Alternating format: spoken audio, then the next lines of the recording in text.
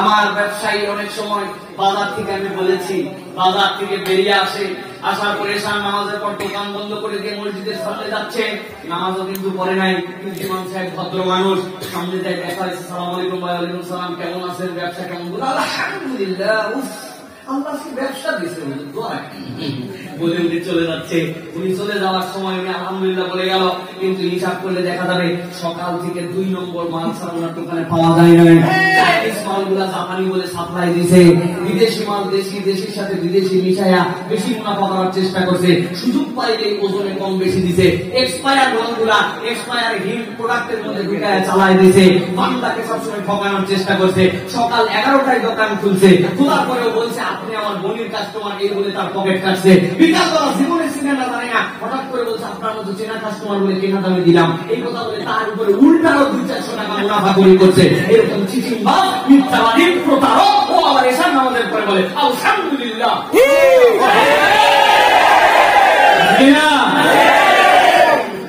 আলহামদুলিল্লাহ হয় নাই? অনেক যুবক তরুণ আছে আমাদের কাছে বলে হুজুর দোয়া করেন, আর 2টা বছর করোনা থাকে, আরো 2 বছর করোনা, মানে হুজুর ওই এসএসসি টা অটো পাস পাইছিলাম, 2 বছর থাকলে এইচএসসি তো বড় খারাপ। চিন্তা করছেন আপনি? বলো কেমন আছো ভাই? আমার চেয়ে ভালো কে আছে বলেন? ইচ্ছা মতো মোবাইলের মধ্যে টাকা উঠাই, মেগাবাইট কিনি, ডাইনে ঠেলি, বামে ঠেলি, উপরে ঠেলি, নিচে ঠেলি, বাপের হোটেলে খাই, আমার চেয়ে ভালো কেউ নাই, আলহামদুলিল্লাহ। দেখেন ওই তরুণ যুবক বাপ মায়ের সাথে রাত ব্যবহার করে, বাপ মার সাথে চুরি চুকারি করে কথা বলে, আজান হয় মসজিদে আসে না, মোবাইলে হারাম ছাড়া কিছু দেখতে পাওয়া যাবে না, কান দিয়ে হারাম শুনে, কোন একটা মহিলা গেলে তার সম্পর্কে বাজে আলোচনা করে, ওই ছেলেটা ইসলামের পক্ষে কোনো কথা বলে না, মুখ দিয়ে কথা বললে গালি দিয়ে কথা বলে, টাকুর নিচে এখন পর্যন্ত জামা কাপড় পরে, উনার শার্ট, উনার প্যান্ট, উনার চুলের ছাড় দেখলে বখাতে ছাড়া কিচ্ছু মনে হয় না, বিড়ি খোর, ইয়াবা খোর, গাঁজাখোরদের সাথে সঙ্গ ছাড়া তার সম্পর্ক নাই, মসজিদের পাশে ক্যারাম বোর্ডে ক্যারাম খেলে চা খায়, আজান হলে মসজিদের পাশ থেকে দূরে চলে যায়, বাপ মা কারণে অশান্তির মধ্যে আছে, মোবাইলের মধ্যে বাজে মেয়েদের সাথে তার সম্পর্ক, হারাম ছাড়া তার কোনো কার্যক্রমের সাথে সম্পর্ক নাই, ও আবার বলে আলহামদুলিল্লাহ ভালো আছি, যুবক তো আলহামদুলিল্লাহ হয় না।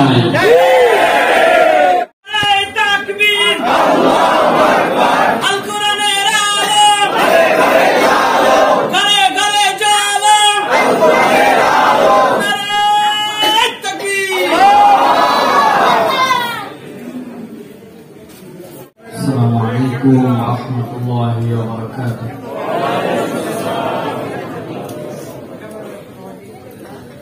إن الحمد لله نحمده ونستعينه ونستغفره ونؤمن به ونتوكل عليه ونعوذ بالله من شرور أنفسنا ومن سيئات أعمالنا،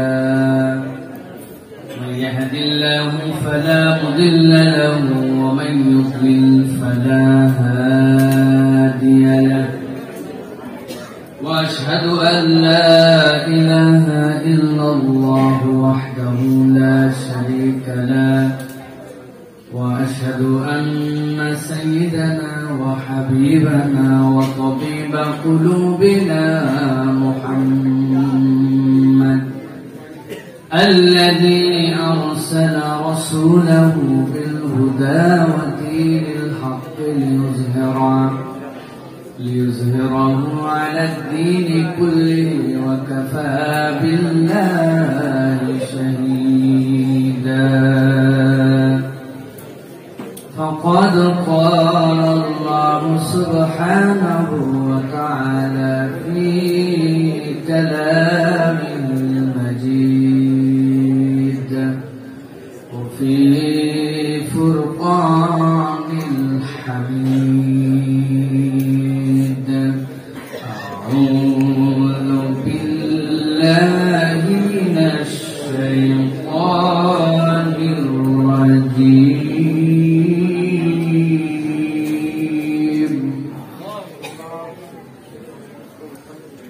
بسم الله الرحمن الرحيم.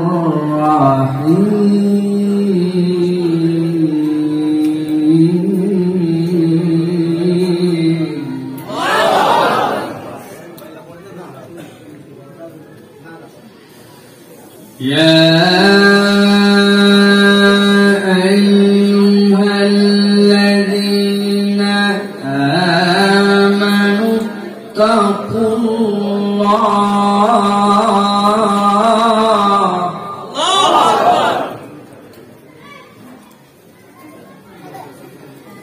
يا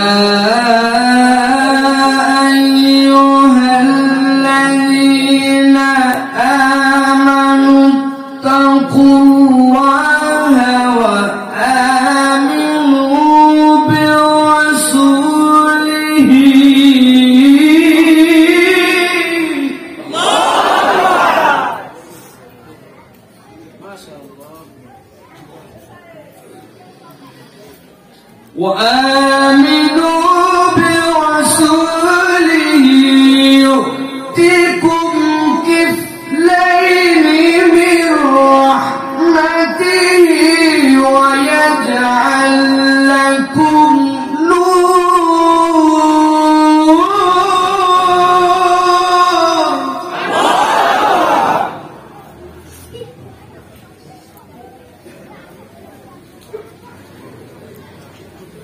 ويجعل لكم نورا تمشون به ويغفر لكم والله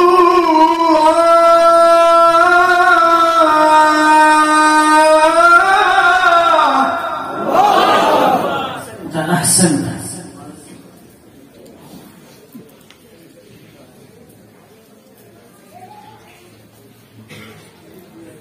يجعل لكم نورا تمشون به ويغفر لكم والله غفور رحيم.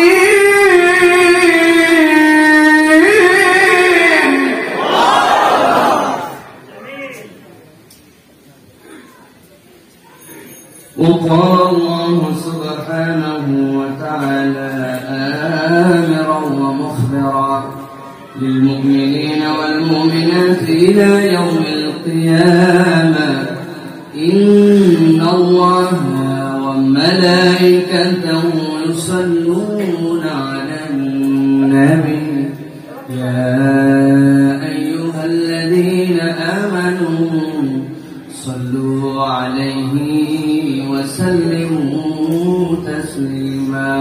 اللهم صل على محمد وعلى آل محمد كما صليت على إبراهيم وعلى آل إبراهيم إنك حميد مجيد. اللهم بارك على محمد وعلى آل محمد كما باركت على إبراهيم وعلى آل إبراهيم إنك حميد مجيد. আলহামদুলিল্লাহ, আল্লাহ রাব্বুল আলামিনের কাছে কৃতজ্ঞ হচ্ছি যে আল্লাহ রাব্বুল আলামিন আমাদেরকে লক্ষ কোটি মানুষের মাঝ থেকে আলাদা করে আল্লাহ রাব্বুল আলামিন দৌলতে ঈমান দান করে আল্লাহ রাব্বুল আলামিনের বিশেষ ফজলে করমে আল্লাহর বিশেষ অনুগ্রহে আল্লাহ রাব্বুল আলামিনের কথা শোনার জন্য আমাদেরকে আমাদের নিজের জীবনের সময় থেকে সময় বের করে আসার বসার তৌফিক যোগ্যতা মন মানসিকতা দান করেছেন। সেই রব্বুল আলামিনের কাছে সর্বাগ্রে কৃতজ্ঞ হচ্ছি। সকলে পড়ছি আলহামদুলিল্লাহ। দরুদ এবং সালাম বর্ষিত হোক মানবতার মহান মুক্তির দূত তার কায়নামদার তাজদারে মদিনা আপনার আমার প্রিয় রাসূল জনাবে মুহাম্মদুর রাসূলুল্লাহ সাল্লাল্লাহু আলাইহি ওয়াসাল্লামের প্রতি।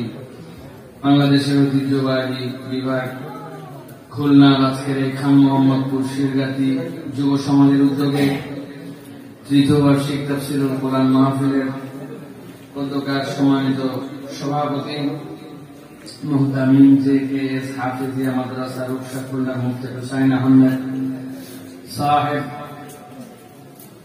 আমার পূর্বে কথা বলেছেন। হাফেজ মাওলানা কাজী জামিল হুসাইন সাহেব কিছুক্ষণ পূর্বে আপনাদের সামনে কথা বললেন।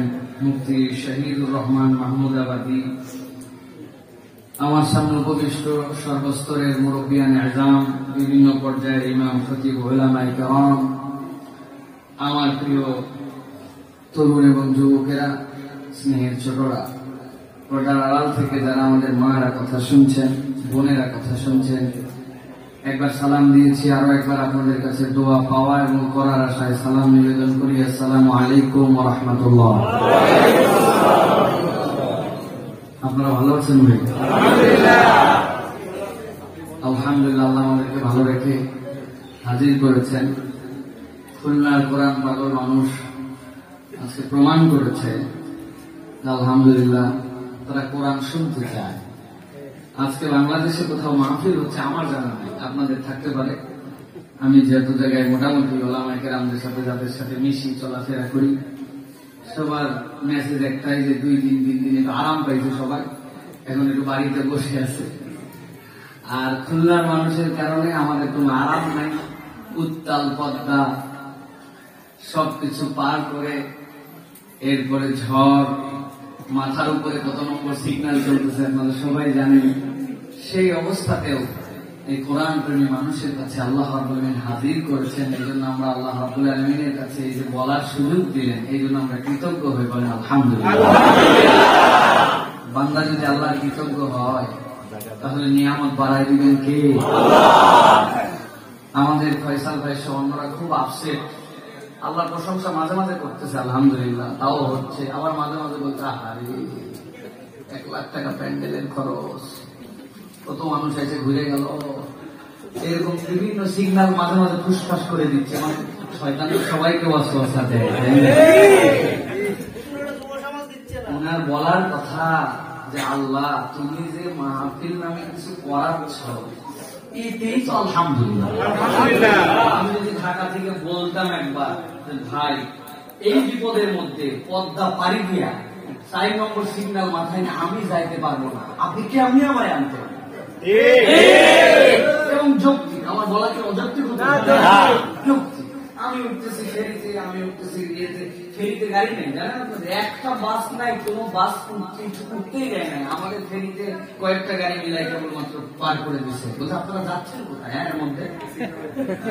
যাই হোক আর কি, প্রিয় ভাইরা, ওই ঘাটের ব্যাপারে জিজ্ঞাসা করছে, মানে ঘাটের সিরিয়াল আমি তাড়াতাড়ি উঠতে পারি, যেমন দাঁড়ায় আছি, ওই পার্কিং এর ভিতরে ঢুকাই নাই, বাইরে দাঁড় করা রাখছে। আমার পুলিশ টুলিশ সব আছে, গাড়ি জায়গায় দাঁড় করেছেন, জানলা টানা করে ভাই আপনি তো যাচ্ছেন কোথায়? বললাম মাহফিল করতে। মাহফিল মানে মাহফিল মানে বললাম মাহফিল মানে বিশাল মাহফিল আছে, কেমনে মাহফিল করবো? পুরা প্যান্ডেল প্যান্ডেল একবারে সামিয়ানা বলতে চারিদিকে আটকায়।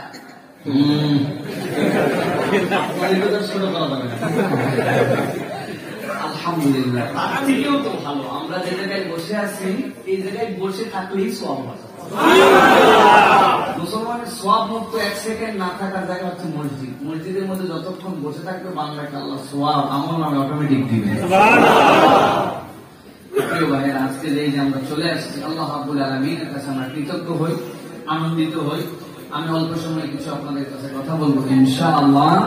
আমরা সকলেই ইনশাআল্লাহ যে কথাগুলি শুনলে আমার আল্লাহ খুশি হন, আমাদের জীবনে পরিবর্তন হয়, এরকম কথা যেন শোনা বলার মতো তৌফিক দেন সকলে বলেন আল্লাহুম্মা আমিন। যে আপনারা আসতে পারছেন, আসতে পারা থেকে আপনারা খুশি আছেন তো? খুশি আছেন? প্রিয় ভাইরা, খুশি থাকলে ভালো। আমরা এই যে বিগত 2 বছর কি কঠিন দিন পার হচ্ছে, তাই না?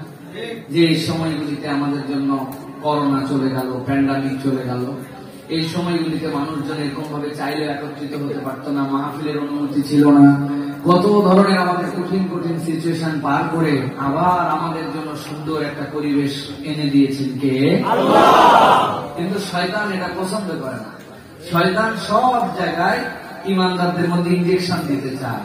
শয়তানের সবচেয়ে বড় টার্গেট হচ্ছে কিভাবে মানুষকে ঈমান হারা করা যায়। কথা দিয়া, আচরণ দিয়ে, বিভিন্ন ধরনের বিদআত দিয়ে, বিভিন্ন ধরনের আল্লাহ রাসূলের হুকুম আহকাম এগুলো না বোঝা দিয়ে বিভিন্ন ভাবে শয়তানের টার্গেট কেমনে ইমানদারদের থেকে ঈমান ছিনায় নেওয়া যায়। করোনার সময় ইমানদারদের অনেকে ঈমান টাইট হয়েছে, কিন্তু এই করোনা হালকা হালকা দূর হওয়ার পরে শয়তান নতুন একটা ফাঁক পাচ্ছে, পেটে এখন ঈমান হরণ করতে চায়। শয়তান এখন বুঝায়, বেটা এই করোনা কি এমনি গেছে, আমরা করোনা মোকাবেলা করছি। আমাদের দেশে আমরা বন্যা মোকাবেলা করি, আমরা সাইক্লোন মোকাবেলা করি, ভূমিকম্প মোকাবেলা করি, আমরা বিভিন্ন কিছু মোকাবেলা করতে করতে এখন করোনাও নাকি মোকাবেলা করছি। জিজ্ঞাসা করছি করোনা কেমন মোকাবেলা করবে, কেন আমরা উপযুক্ত সময় হাত ধোয়াইছিলাম, উপযুক্ত সময় আমরা মানুষের মাস্ক পরাইছিলাম, উপযুক্ত সময় আমরা সামাজিক নিরাপত্তা এবং দূরত্ব মেনটেন করাইছিলাম, উপযুক্ত সময় বাপ বেটা দুইজন মোটরসাইকেলে উঠছিল, উঠার পরে ইয়ামাহা এফজেডএস পিকআপের খুব পাওয়ার, পিকআপ মারলে পিছন থেকে বেটা পড়ে যেতে চায়, ওই জন্য বাপরে বলছে বেটা ভালো করে দাও, বেটা বাপরে মজবুত করে পেটের সাথে বুক লাগায় ধরে রাখছে। মসজিদের সামনে নামছে, নামার পরে মসজিদে ঢুকে 1.5 হাত ফাঁকে ফাঁকে দাঁড় করাইছিলাম। দলে দলে করে বন্ধু বাপ বেটা দুইজন মোটরসাইকেলে জড়াজড়ি করে এসে মসজিদে 1.5 হাত ফাঁকে দাঁড়ায়া মাস্ক পরায়া করোনা নাকি দূর করছে, আমরা করোনা মোকাবেলা করেছি। শয়তানের নতুন ষড়যন্ত্র, এই ভাব দিয়া মুসলমানদের ঈমান এখন চুরি করতে চায়, ঠিক না? প্রিয় মুসলমান, ভালো করে মনে রাখবেন, বহু জায়গায় বলছি, সারা বছরের কথা বলতেছি মানুষের কাছে। আপনারা খুলনার মানুষ, জ্ঞানী মানুষ, ইউরোপ আমেরিকার যে সকল দেশের নাম আপনারা শুনছেন, Denmark, Sweden, Canada, Italy, France, Spain, এই যে দেশগুলো আপনাদের বললাম, এইগুলা দেশের নাম শুনেছেন? এবার একটু চিৎকার করে বলেন তো, এইগুলা দেশের কারেন্সি, টাকার দাম বাংলাদেশের থেকে কম না বেশি? যেগুলা দেশের নাম বললাম, এইগুলা দেশের প্রযুক্তি, বিদ্যা, বুদ্ধি, এগুলা বাংলাদেশের থেকে পিছায়া না গায়া। যেগুলো দেশের নাম বললাম, এগুলো মহাকাশে বিভিন্ন ধরনের যান পাঠানো, আবিষ্কার করা, এগুলোতে বাংলাদেশের থেকে পিছায়া না গায়া। বিভিন্ন ধরনের টিকা, বিভিন্ন ধরনের আবিষ্কার, বিভিন্ন ধরনের হসপিটাল ট্রিটমেন্ট সিস্টেম, বিভিন্ন ধরনের আইসিইউ, সিসিইউ, তারপরে মানুষের অপারেশন, এইগুলাতে বাংলাদেশের থেকে তারা পিছায় না গায়া। শিক্ষা দীক্ষা, মহাকাশে অভিযান প্রেরণ, চন্দ্রাভিযান, মঙ্গল অভিযান, মহাকাশে স্যাটেলাইট উৎক্ষেপণ, এইগুলাতে বাংলাদেশের থেকে তারা পিছায় না গায়া। এবার বলেন তো, তারা এত কিছুতে আগায়া বিগত 2 বছরের করোনা মহামারীর সময়ে করোনায় আক্রান্ত এবং মৃতের তালিকায় এই সকল দেশ বাংলাদেশের থেকে পিছায় না আগায়।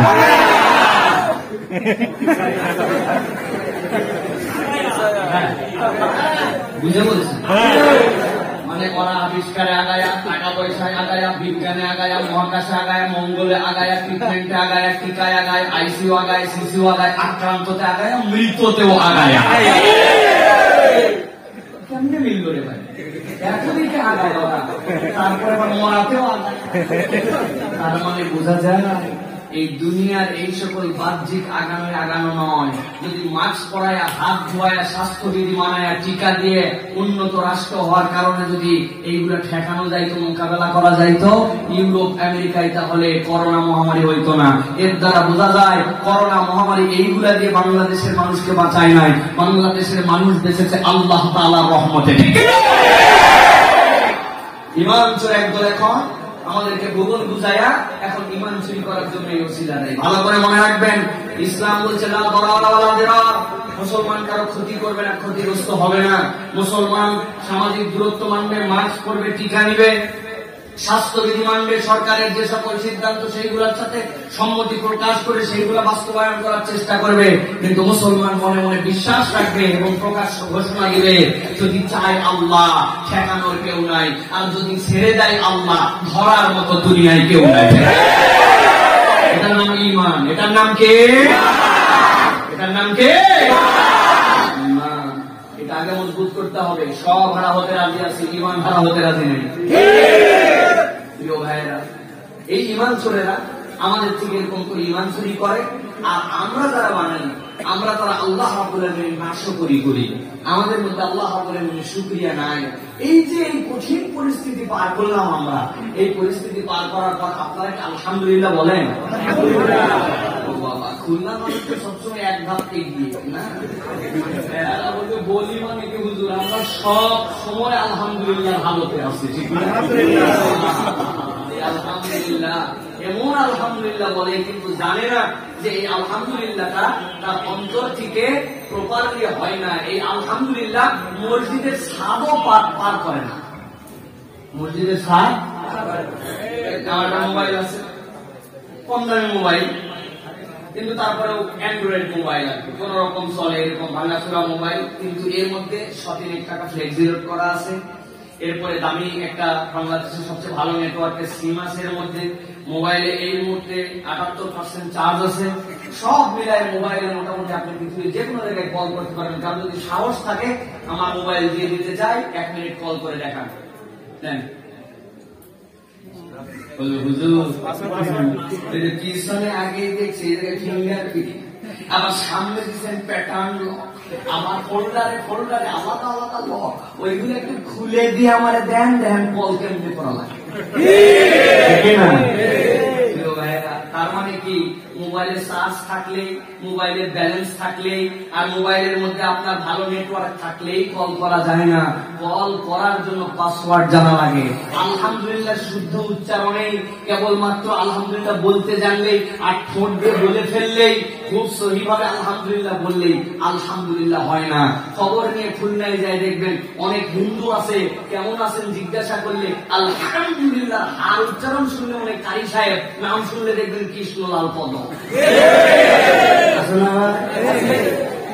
তার মানে বোঝা যায় যেটা একটা পাসওয়ার্ড খোলা লাগে, যে পাসওয়ার্ড ছাড়া আলহামদুলিল্লাহ আল্লাহর কাছে পৌঁছায় না। প্রিয় মুসলমান, আমাদের আলহামদুলিল্লাহ আল্লাহর কাছে কেন পৌঁছায় না জানেন আপনি? আমার ব্যবসায়ী অনেক সময় বাজার থেকে, আমি বলেছি, বাজার থেকে বেরিয়ে আসে, আসার পরে এশার নামাজের পর দোকান বন্ধ করে দিয়ে মসজিদের সামনে যাচ্ছে। নামাজও কিন্তু পড়ে নাই, কিন্তু ইমাম সাহেব ভদ্র মানুষ, সামনে যায়, দেখা হয়েছে, সালাম আলাইকুম, ওয়ালাইকুম সালাম, কেমন আছেন, ব্যবসা কেমন? বলে আলহামদুলিল্লাহ, আল্লাহ ব্যবসা দিচ্ছে বলে উনি চলে যাচ্ছে। উনি চলে যাওয়ার সময় উনি আলহামদুলিল্লাহ বলে গেল, কিন্তু হিসাব করলে দেখা যাবে সকাল থেকে 2 নম্বর মাল ওনার দোকানে পাওয়া যায় না। চাইনিজ মালগুলা জাপানি বলে সাপ্লাই দিছে, বিদেশি মাল দেশির সাথে বিদেশি মিশায়া বেশি মুনাফা করার চেষ্টা করছে, সুযোগ পাইলে ওজনে কম বেশি দিছে, এক্সপায়ার মালগুলা এক্সপায়ার হিট প্রোডাক্টের মধ্যে ঢুকায় চালাই দিছে, বান্দাকে সবসময় ঠকানোর চেষ্টা করছে। সকাল 11টায় দোকান খুলছে, খোলার পরেও বলছে আপনি আমার বলির কাস্টমার, এই বলে তার পকেট কাটছে। বিকাশ করা জীবনের সিনেমা জানে না, হঠাৎ করে বলছে আপনার মতো চেনা কাস্টমার বলে কেনা দামে দিলাম, এই কথা বলে তার উপরে উল্টারও 200-400 টাকা মুনাফা করি করছে। এরকম চিচিংবাজ, মিথ্যাবাদী, প্রতারক, ও আবার এশার নামাজের পরে বলে আলহামদুলিল্লাহ।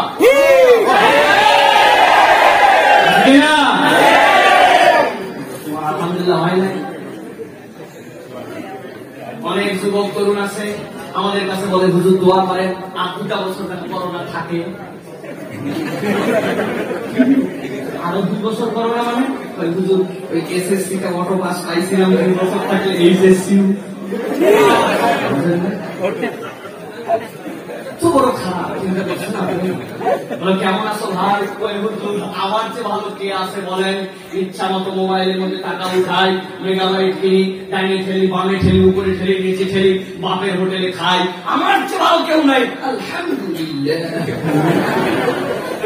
দেখেন ওই তরুণ যুবক বাপ মায়ের সাথে রাত ব্যবহার করে, বাপ মায়ের সাথে তুই তুকারি করে কথা বলে, আজান হয় মসজিদে আসে না, মোবাইলে হারাম ছাড়া কিছু দেখতে পাওয়া যাবে না, কান দিয়ে হারাম শুনে, কোন একটা মহিলা গেলে তার সম্পর্কে বাজে আলোচনা করে, ওই ছেলেটা ইসলামের পক্ষে কোনো কথা বলে না, মুখ দিয়ে কথা বললে গালি দিয়ে কথা বলে, টাকুর নিচে এখন পর্যন্ত জামা কাপড় পরে, উনার শার্ট, উনার প্যান্ট, উনার চুলের ছাড় দেখলে বখাতে ছাড়া কিচ্ছু মনে হয় না, বিড়িখোর, ইয়াবাখোর, গাঁজাখোরদের সাথে সঙ্গ ছাড়া তার সম্পর্ক নাই, মসজিদের পাশে ক্যারাম বোর্ডে ক্যারাম খেলে চা খায়, আজান হলে মসজিদের পাশ থেকে দূরে চলে যায়, বাপমা কারণে অশান্তির মধ্যে আছে, মোবাইলের মধ্যে বাজে মেয়েদের সাথে তার সম্পর্ক, হারাম ছাড়া তার কোনো কার্যক্রমের সাথে সম্পর্ক নাই, ও আবার বলে আলহামদুলিল্লাহ ভালো আছি, যুবক তো আলহামদুলিল্লাহ হয় নাই। কনসেপ্ট পরিষ্কার করা। অনেক মুরব্বী আছে আমাদের, শেষ বয়সে আসে গেলে ওরে বাবা রে বাবা, দাঁড়িয়ে ছেড়ে দিছে, লম্বা জামা ধরছে, পাবলিক তারে না বুঝে হুজুর বলা ধরছে, পান খাওয়াতেও জোর দিছে, আসরের নামাজের পরে চায়ের স্টলে বসে যায়, ডান পাশে বিপদ কমিটির সভাপতি, বামে সেক্রেটারি, উনি ক্যাশি শুরু হয়ে গেল, ওরে বাবা কি হলো, তুমি চেয়ারম্যান কি হলো, তুমি এমপি কি হলো, খালেদা কি হলো, হাসিনা কি হলো, টাকলা কি হলো,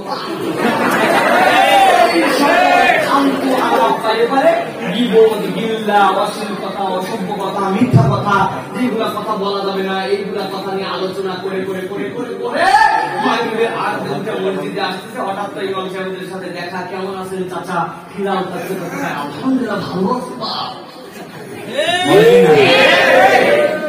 মুসলমান, তার মানে বোঝা গেল যে আলহামদুলিল্লাহ কনসেপ্টটা আমাদের কাছে ক্লিয়ার না, আলহামদুলিল্লাহ আমরা বুঝি না।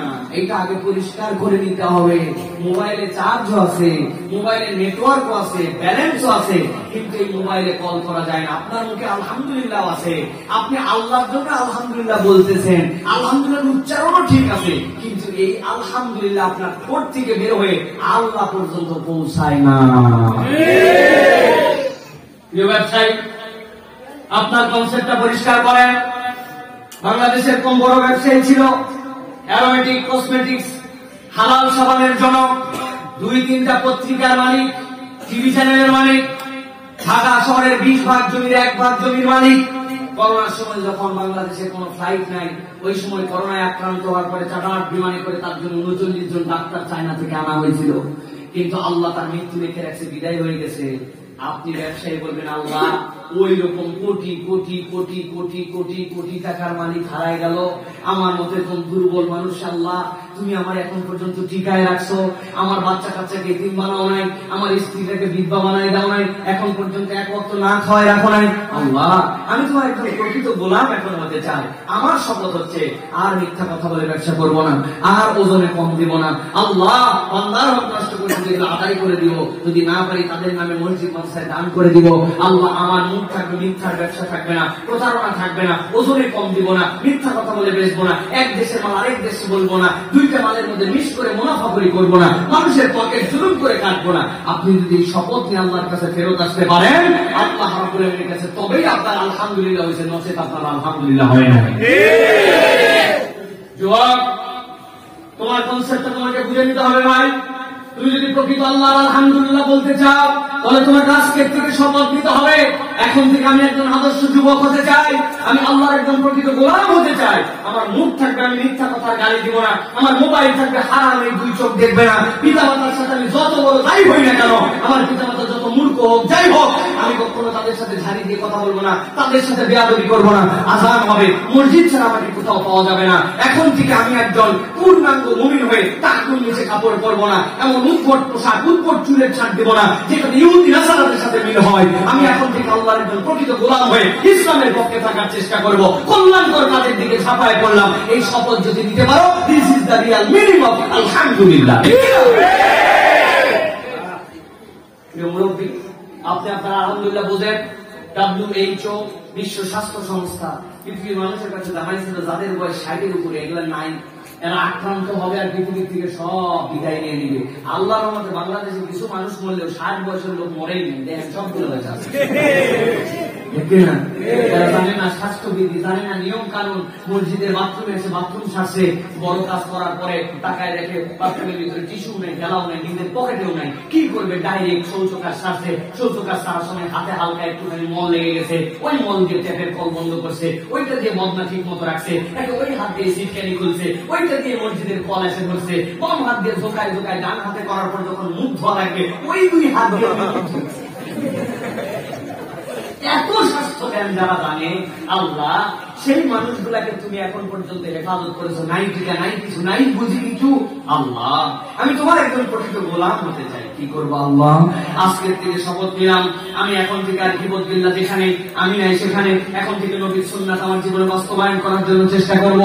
স্ত্রীদের সাথে খারাপ ব্যবহার করলে তাদের অধিকার বুঝাই দেবো, সন্তানদের মধ্যে বেইনসাফি করলে ইনসাফ এখন থেকে প্রতিষ্ঠিত করবো। বাচ্চারা কেমন করে মসজিদে আসে, যুবকরা কেমন করে ভালো কাজ আরো বেশি করতে পারে, আমি আজকে থেকে তার পিছনে রাখবো। কোরআন যদি পড়তে না পারি, আগামীকালকে ফজরের পর থেকে কোরআন শিক্ষা আমার কার্যক্রম হবে।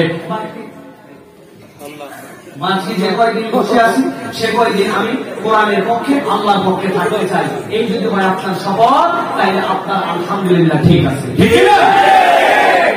ভালো করে বুঝে নিবেন, আলহামদুলিল্লাহ কনসেপ্টটাকে ক্লিয়ার করেন। যদি আলহামদুলিল্লাহ কনসেপ্ট ক্লিয়ার না হয়, আপনার ঈমান এখনো পূর্ণ হয় না, ঠিক না? বুঝে শুনে চলতে হবে। ওয়াজ মাহফিল কোনো ফানি আইটেম না, আমি কোনো ফানি কথা বলতে জানি না, সুতরাং বুঝে সুঝে আমাদেরকে সাবধানতার সাথে ইসলামকে প্র্যাকটিস করতে হবে। আমার মনে হয় যে কয়টা কথা বলেছি, আমরা যদি এই কয়টা কথা বুঝে নেই, আমাদের জন্য নতুন করে ওয়াজ দরকার নেই। এখন বুঝে থাকলে বলেন, আমরা যে কথাগুলি বললাম এই কথাগুলি অনুযায়ী আমরা কি বুঝে সুঝে আলহামদুলিল্লাহ বলছি না না বুঝে? কনসেপ্ট অফ আলহামদুলিল্লাহ আমাদের হয় না। প্রত্যেকের ল্যাকিংস আছে, each and every word have lackings, আমাদের সবার ল্যাকিংস আছে এর মধ্যে। সুতরাং আজকের থেকে আমাদেরকে শপথ নিতে হবে যাতে আমরা বুঝে সুঝে আগামীর পথটা হাঁটতে পারি, ঠিক কিনা? প্রিয় ভাইরা, অনেক কষ্ট করে আপনারা আসছেন, এই গভীর রাত পর্যন্ত আপনারা জেগে আছেন। আল্লাহ রাব্বুল আলামিন আমাদেরকে যেন কোরআনের এই বুঝটা, একটা মানুষ যদি আজকে এই কথা অনুযায়ী সিদ্ধান্ত নিতে পারেন যে সত্যিই তো আমি আমার রবের কিরকম বাটপার বান্দা, আমি আমার রবের কিরকম চিটিং, আমি বলি মুখে আলহামদুলিল্লাহ অথচ আমার রব যা করতে পারেন আমি করি না। আমি বলি আলহামদুলিল্লাহ মিথ্যা কথা বলি, আমি বলি আলহামদুলিল্লাহ ওজনে কম দেয়, আমি বলি আলহামদুলিল্লাহ আমি কোরআন পড়তে জানি না, নানান অজুহাত দিয়ে ভণ্ডামি করি, বিরাট জুব্বা টুপি লাগায়া একটা ফুটানি নিয়ে চলতেছি, কিন্তু এখন পর্যন্ত আখলাকে কোনো পরিবর্তন হয় নাই। কিবত কিল্লা ছাড়া কোনো কিছু জানে না। মহিলা গেলে মনে করে মানুষ বুড়া হয়ে গেছে, কিন্তু না মনের মধ্যে যে কি অশ্লীল কল্পনার জগৎ এখনো দূর হয় নাই। উনি আবার বলে আলহামদুলিল্লাহ, আমাদের আলহামদুলিল্লাহ হচ্ছে না। আল্লাহ রাব্বুল আলামিন আমাদেরকে বুঝ দান করবেন, আল্লাহুম্মা আমিন। প্রিয় ভাইরা, আমি আপনাদের কাছে আজকে ভিন্ন ভিন্ন কয়েকটা সূরা থেকে একটা নির্ধারিত প্রসঙ্গে সংক্ষিপ্ত কিছু কথা বলবো। সেটি হচ্ছে আল্লাহ রাব্বুল আলামিন দুনিয়ার বুকে যে মানুষকে প্রেরণ করলেন, আমাদেরকে পাঠালেন, দুনিয়াতে আমরা একজন আরেকজনের সাথে প্রতিশ্রুতি দিই, ওয়াদা করি না ভাই? বাপের বের হতে দিবে না, বাচ্চা ছোট তো বারবার খালি ডিস্টার্ব করতেছে যে বাবা যায় না, বাবা আজকে থাকে, বাপ বলছে আমি বাইরে যাই, বাবা আসার সময় তোর জন্য চকলেট নিয়ে আসবো। আমরা এরকম প্রতিশ্রুতি দিই না ভাই? এই প্রতিশ্রুতি অনেক সময় রাখি, অনেক সময় রাখি না, দেওয়ার জন্য দিলাম। বউয়ের সাথে হয়তো রাগারাগি, মন ধরাধরি, কোন একটা বিষয় বউয়ের সন্তুষ্ট করা লাগবে, এবার আমার বেতন হওয়ার সাথে সাথে দেখো তোমার কেমন শাড়িটা দিই, বেতন হওয়ার পরে ভুলে যায়। দুনিয়ার মানুষ এরকম প্রতিশ্রুতি দেয়, তাই না ভাই? দুনিয়ার মানুষ এই প্রতিশ্রুতি দেয়, কিন্তু আল্লাহ রাব্বুল আলামিন সম্পূর্ণ এর ব্যতিক্রম। আল্লাহর আদর্শ সৃষ্টি মানুষ, এই মানুষকে আল্লাহ রাব্বুল আলামিন আল্লাহর পক্ষ থেকে কতগুলা প্রতিশ্রুতি দিয়েছেন, এবং আল্লাহ নিজে নিজেকে বলেছেন ওয়াদাল্লাহু হাক্কা, নিশ্চয় আল্লাহর ওয়াদা হক, আল্লাহর ওয়াদা সত্য। আল্লাহ বলেছেন ইন্নাকা লা তুখলিফুল মিআদ, নিশ্চয় আল্লাহ প্রতিশ্রুতির ব্যতিক্রম করেন না। আল্লাহ বান্দার সাথে প্রতিশ্রুতি করেছেন, প্রতিশ্রুতির ব্যতিক্রম করে না। আল্লাহ বান্দার জীবনে এরকম 5টা থেকে 6টা প্রতিশ্রুতি করেছেন। আমরা আজকে সাধ্যের মধ্যে আপনাদের কাছে 2-3টা আল্লাহর প্রতিশ্রুতি এবং তা প্রাপ্তির জন্য আল্লাহ কি শর্ত আরোপ করেছেন এ বিষয়ে একটু কোরআন থেকে ধারণা নিয়ে যাব। রাজি আছেন আপনারা? যে প্রতিশ্রুতি দুনিয়ায় কেউ কাউকে দেয়নি, আপনার রব আপনাকে ওয়াদা করছেন যে আমি তোমাকে এইটা দিব, এবং মানুষের জীবনের সবচেয়ে গুরুত্বপূর্ণ যে জিনিস লাগবে সেগুলাই আল্লাহ ওয়াদা করছেন। তবে আল্লাহ রাব্বুল আলামিন একটু শর্ত দিয়েছেন যে এই শর্তগুলো তুমি যদি পালন করো তাহলে আল্লাহর পক্ষ থেকে এই প্রতিশ্রুতিগুলো তোমাদের জীবনে তোমরা পেয়ে যাবা। আল্লাহ রাব্বুল আলামিন এরকম কতগুলো প্রতিশ্রুতি আমাদেরকে দিয়েছেন। আজকে আমরা আল্লাহ কোরআন থেকে এরকম কতগুলো প্রতিশ্রুতির বিষয়ে আলোচনার চেষ্টা করব। আল্লাহ তাআলা আমাদেরকে বুঝ দান করবেন, আল্লাহুম্মা আমিন। আল্লাহ রাব্বুল আলামিন বান্দার জীবনে সবচেয়ে বড় ওয়াদা যেটা করেছেন সেটা হচ্ছে আল্লাহ বান্দার জীবন থেকে ভয় এবং চিন্তা দূর করে দেবে। সুবহানাল্লাহ বলেন। 1 নম্বর এবং সবচেয়ে ইম্পর্টেন্ট ওয়াদা, ভয় এবং চিন্তা। পৃথিবীর মানুষের সবচেয়ে বড় যেটা বিষয় সেটা হচ্ছে ভয়। কি ভয়? কিসের ভয়? রিজিকের ভয়, নিরাপত্তার ভয়, চাকরি না পাওয়ার ভয়, ভালো স্কুলে ভর্তি না হওয়ার ভয়, শত্রুর ভয়, তারপরে ধান খেতে ধান লাগাইছি ধান হবে কিনা ভয়, সাইক্লোনের ভয়, ভূমিকম্পের ভয়, নানান ধরনের পেরেশানিয়ার ভয় প্রত্যেক বান্দার জীবনে আছে কিনা? আর যেখানে ভয় আছে সেখানে চিন্তা আছে, দুশ্চিন্তা আছে, ঠিক না ভাই? দুশ্চিন্তা করি আমরা অনেক সময়, কবে কি হবে না হবে অগ্রিম আমরা দুশ্চিন্তা করি। আমার আল্লাহ বলছেন বান্দার জীবন থেকে আমি রব্বুল আলামিন ভয় এবং চিন্তা দূর করে দিতে চাই। তার জন্য বান্দার জন্য আল্লাহ রাব্বুল আলামিন ওয়াদা করছেন। কি ওয়াদা? আল্লাহ রাব্বুল আলামিন বলছেন ইন্নাল্লাযীনা আমানু ওয়া আমিলুস সালিহাতি ওয়া আকামুস সালাতা ওয়া আতাউস যাকাতা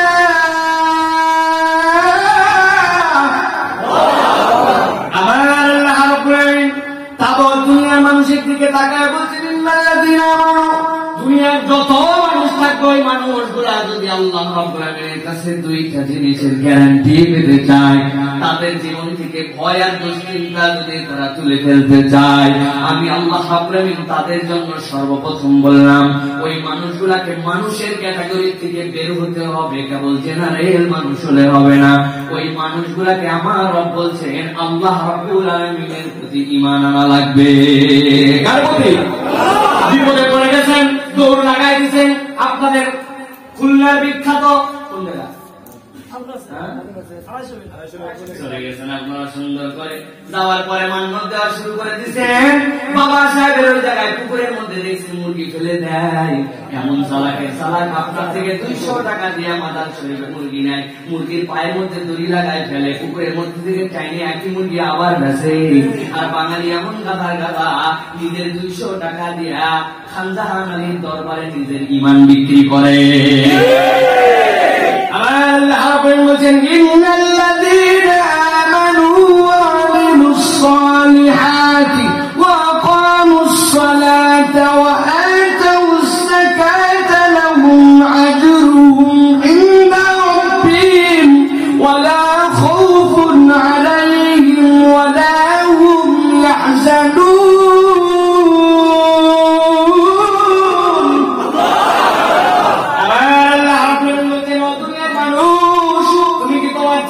তোমার ভয় মুক্ত তোমার জীবন চাও নাকি? আমি আল্লাহ তোমার জন্য সহজ পদ্ধতি বলে দিলাম। সাধারণ মানুষ তুমি সাধারণ আর থাকবে না, তোমাকে ঈমানে মজবুত হতে হবে। তুমি যদি আল্লাহর প্রতি পূর্ণ ঈমান আনো, ওয়া আমিলুস সালিহাত, কেবল ঈমানে বড় বড় গলায় ডিক্লেয়ার দেয় আমি একজন ঈমানদার, আমি একজন মুমিন, না না না। আমার আল্লাহ বলছেন ঈমান আনার সাথে তুমি যদি আমলে সালেহ করতে শুরু করো, নেক কাজ করতে শুরু করো, এই আমলে সালেহের ব্যাখ্যায় অধিকাংশ মুফাসসির বলছেন আমার আল্লাহ রাব্বুল ঈমানের সাথে আমলে সালেহ বলতে বুঝিয়েছেন আমার নবী যে 5টা ফান্ডামেন্টাল কাজকে দুনিয়ার মানুষের কাছে ঈমানের খুঁটি হিসাবে দাঁড় করাইছেন। এই মসজিদটা কতগুলা, এখানে 8টা খুঁটি আছে, 8টা খুঁটির উপরে মসজিদটা এখানে সুন্দর করে দাঁড়ায় আছে। এই 8টা খুঁটি যদি না থাকে মসজিদকে কল্পনা করা যায় না, ভেঙে পড়ে যাবে। 4টা বাদ দিলে এক অংশ ঢেবে যাবে, রিক্সের মধ্যে পড়ে যাবে। আমার নবী বলতেছেন বুনিয়াল ইসলাম আলা খামসিন, শাহাদাতু আল্লা ইলাহা ইল্লাল্লাহ ওয়া আন্না মুহাম্মাদান আবদুহু ওয়া রাসূলুহু। তুমি যদি আল্লাহর প্রতি ঈমান আনো, তুমি যদি মুহাম্মদ সাল্লাল্লাহু আলাইহি ওয়াসাল্লামকে বিশ্বাস করো, তুমি যদি সালাত আদায় করো, তুমি যদি রোজার সময় রোজা আদায় করো, যাকাত ফরজ হইলে যাকাত দিয়ে দাও, হজ ফরজ হইলে হজ করো, আমার আল্লাহ রাব্বুল আলামিন বলছেন এই গুণগুলা যদি তোমার মধ্যে থাকে, আমি আল্লাহ বললাম লাহুম আজরুহুম ইনদা রাব্বিহিম, আমি রব্বুল আলামিন একটা উজরত তার রবের কাছে জড়ো করে রেখেছি। সুবহানাল্লাহ। উজরতের ব্যাখ্যা আমরা পরে শুনবো। আগে আল্লাহ রাব্বুল আলামিন এই কাজগুলো যদি আপনি করেন, ঈমান যদি আনেন, আপনি যদি আমলে সালেহ করেন, আপনি যদি সালাত আদায় করেন, আর যদি আপনি যাকাত দিয়ে দেন, আমার আল্লাহ রাব্বুল আলামিন বলেন ওয়ালা খাউফুন আলাইহিম ওয়ালা হুম ইয়াহজানুন।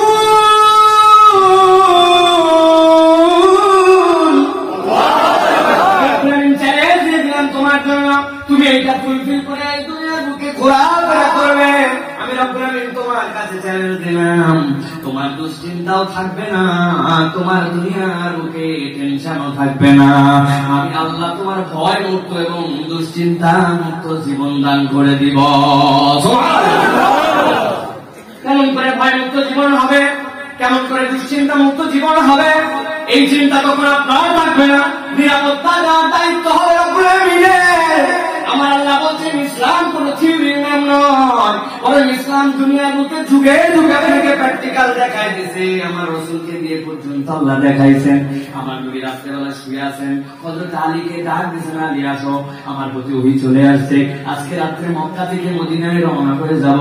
আগের দিন তারুণ্য দোয়ায় বৈঠক হয়ে গেছে, 11 জন আলাদা আলাদা প্রতিনিধি নির্বাচন করা হয়েছে। পারলে তো একজনই মেরে ফেলতে পারে রাসূলকে, কিন্তু মারলে আল্লাহ রাসূল সাল্লাল্লাহু আলাইহি ওয়াসাল্লামকে হত্যা করার পরে যখন মক্কার মধ্যে যখন কুরাইশরা ফারিস্তা চেতে যাবে, যখন তারা বলবে কোন গোত্র মেরেছে যাতে বিপদে না পড়ে, এই জন্য 11টা গোত্র থেকে আলাদা আলাদা প্রতিনিধি নির্বাচন করেছে। একযোগে সবাই যাবে, কোপ চালাবে সবাই, দোষ হলে সবার হবে, কুরাইশের বিপক্ষে যাতে লড়া যায়। আল্লাহ রাসূল সাল্লাল্লাহু আলাইহি ওয়াসাল্লাম শুয়ে আছেন, আলী রাদিয়াল্লাহু তাআলা কে ডাক দিয়েছেন, আলী আসো, তুমি আমার জায়গায় শুয়ে যাও। আলীকে শোয়াই দিতেন আল্লাহর নবী। কারণ কি? সেই মক্কার লোকেরা মুহাম্মদ সাল্লাল্লাহু আলাইহি ওয়াসাল্লামকে হত্যা করতে চায়, সেই মক্কার লোকেরা মুহাম্মদ সাল্লাল্লাহু আলাইহি ওয়াসাল্লামকে পাগল বলতেছে, সাহাবী বলতেছে, দিনের থেকে বের হয়ে গেছে বলে। ওই মক্কার লোকেরা নিজের বউয়ের থেকে, নিজের বাপ মায়ের থেকে আল্লাহর নবী আবার বিশ্বাস করতে বেশি, তারা হত্যা করতে যায় মুহাম্মদ সাল্লাল্লাহু আলাইহি ওয়াসাল্লামকে। কিন্তু ব্যবসার মাল, নিজেদের টাকা পয়সা মূল্যবান যা কিছু, ওইগুলো আবার জমা রাখে মুহাম্মাদের কাছে। সুবহানাল্লাহ। আমার আল্লাহ রাব্বুল আলামিন কি অবিশ্বাস্য ভাবে দেখালেন, আমি যদি কেউ ঈমান আনে, আমার প্রতি যদি বিশ্বাস স্থাপন করে, আমি আল্লাহ কেমন করে আপনার উম্মতকে নিরাপত্তা দিব ইয়া রাসূলুল্লাহ। আমি আল্লাহ আপনার মাধ্যমে ডেমনস্ট্রেশন দেখাই দিলাম, সবগুলা দাঁড়ায় গেছে। আল্লাহ নবীকে বলা হয়েছে, ওয়াজআলনা মিন বাইনি আইদিহিম সাদ্দান ওয়া মিন খালফিহিম সাদ্দান ফাআগশাইনাহুম ফাহুম লা ইউবসিরুন। আমার আল্লাহ রাব্বুল আলামিন তাদের চোখের সামনে যে আল্লাহ রাসূলকে বের করে নিয়ে গেছেন, একজনের চোখে ফাঁকি দেওয়া যায়, 11 দুগুণ 22টা চোখ, আর পুরা মক্কার ত্রাস চোখ তাকে হত্যা করতে হবে, পুরস্কার দেওয়া আছে। আমার আল্লাহ বলছেন, চিন্তা করেন না, আপনি ভয় পেন না, কেমন করে হেফাজত করতে হবে এটা আমি আল্লাহ জানি। আমার নবীকে আল্লাহ নিরাপত্তা দিয়েছেন কিনা আপনি একটু মন দিয়ে ভাবেন, আপনি কোন নবীর উম্মত, আল্লাহ রাব্বুল আপনার প্রতি কি দয়া দিয়ে রাখছেন আপনি চিন্তাই করেন না, আপনি ভাবেন না। আরে আমি তো বলি কুরবানির সময় আমরা যদি কুরবানি দেই, আমি যদি মুহাম্মদ সাল্লাল্লাহু আলাইহি ওয়াসাল্লামের উম্মত না হইতাম, অন্য দেশের খবর কি জানি না, বাংলাদেশে কুরবানির পরের দিন থেকে 7 দিনের মধ্যে বাংলাদেশের মানুষ পচা নিরোগের মধ্যে হয়ে মারা যাইতো, বাংলাদেশের মানুষের আর বাঁচা লাগতো না। বহুত আগে আমরা শেষ বলবেন কেন, আদম আলাইহিস সালাম থেকে ঈসা আলাইহিস সালাম যত পয়গম্বর আসছেন, সকলের জন্যই কিছু না কিছু কুরবানির প্রক্রিয়া কায়েম ছিল। কিন্তু কুরবানির প্রক্রিয়া আপনার আমার মতো ছিল না। কুরবানির দিন সকালবেলা আল্লাহর জন্য যদি কিছু কুরবানি করতে চাই, নিয়ত করে, মান্নত করে, ওই কুরবানি করার পরে কোন একটা উন্মুক্ত জায়গায় যাওয়ার পরে তার গোশত সব সুন্দর করে রেখে আসতে হতো, পরের দিন সকালবেলা দেখতে যাইতে হতো। আল্লাহ রাব্বুল যদি আসমান থেকে আগুন নামায়া ওইটাকে বশীভূত করে একদম মিটাই দিতেন, তাইলে বোঝা যায় তো কবুল হয়, নইলে যারটা রয়ে গেছে তারটা কবুল নয়। একটু বুকে হাত দিয়ে বলেন তো, আপনার আমার কামাই আর আপনার আমার যে দেশের অর্থনৈতিক অবস্থা, এই অবস্থায় কুরবানি দিয়ে যদি আগুন নামায়া কবুলিয়াত লাগতো, আমাদের কয়জনের কুরবানি কবুল হইত? পরের দিন সকালে 10 জনের নামে আছে, লোকজন চিনে আসছে, সাইফুল্লাহ একটা বড় বড় এক্সার মারে, উনার তোর খবর কি চিহ্ন দিয়ে আসছে ওর পাশে, আপনার একটা ইট রেখেছে, এটা সাইফুল্লাহ হুজুরের। পরের দিন যায় দেখে সবারটা উঠে গেছে, হুজুরেরটা নাই। ইমাম আর বক্তা হিসেবে দাওয়াত দিত। আমার আল্লাহ রাব্বুল আলামিনের কারণে এই সকল নিয়ামত আপনাকে আমাকে দিয়েছেন, আপনার আমার জীবনের মধ্যে এই সকল বরকত আল্লাহ দিয়েছেন, আল্লাহ নবীকে দিয়ে দেখাইছেন। আল্লাহ রাব্বুল আলামিন ওই রাত্রের মধ্যে স্পেশাল ব্যবস্থায় আল্লাহ নবীকে মদিনায় হাঁটাই দিতে পারতেন, জান্নাত গায়ে শহরের মধ্যে আল্লাহ নবীকে নিয়ে গেছেন, দেওয়ালে শহরের গায়ে শহরের মধ্যে আল্লাহ নবীকে নিয়ে গেছেন। পাহাড়টা এত উঁচু, এত উঁচু, প্রায় 3.5 থেকে 4 ঘন্টা লাগছে, জীবনে 2 বার উঠছে। উঠার পরে অবিশ্বাস্য একটা উঁচুর পরে 3 দিক থেকে এইরকম 3টা মুখ, এখনো সেই রকম আছে। একটা মুখ কেমন করে উঠবে মাথার মধ্যে কল্পনার মধ্যেও আসে না, এখানে আবার আল্লাহ নবীর মুখ কেমন করে উঠলো। কিন্তু যখন আমি উঠেছিলাম সেই 2004-5 সালের দিকে, উঠার পরে যাওয়ার পরে দেখি ফটোগ্রাফাররা ওইখানে মুখের পিঠে ছবি তোলার জন্য সাদা একটা মুখ রাখছে, তখন বুঝলাম আমার নবীর মুখও ঠিক নিশ্চয়ই এইভাবে এখানে উঠেছে। আমার নবী সেই কুয়ার মধ্যে ছিলেন, ভালো করে বোঝেন। আমার আল্লাহ রাব্বুল আলামিন হাঁটায়া ওই রাত্রে আল্লাহর পয়গম্বরকে নিতে পারতেন, কিন্তু আল্লাহ রাব্বুল আলামিন উম্মতকে বুঝাচ্ছেন, আমি যে তোমার জীবনে তোমার উম্মতের জীবনে নিরাপত্তা দিব, তার বিশ্লেষণ আমি এখান থেকে দেখাচ্ছি।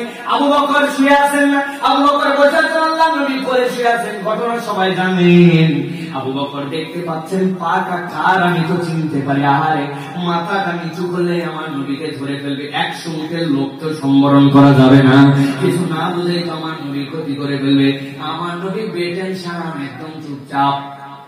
আবু বকরের টেনশনের শেষ নাই।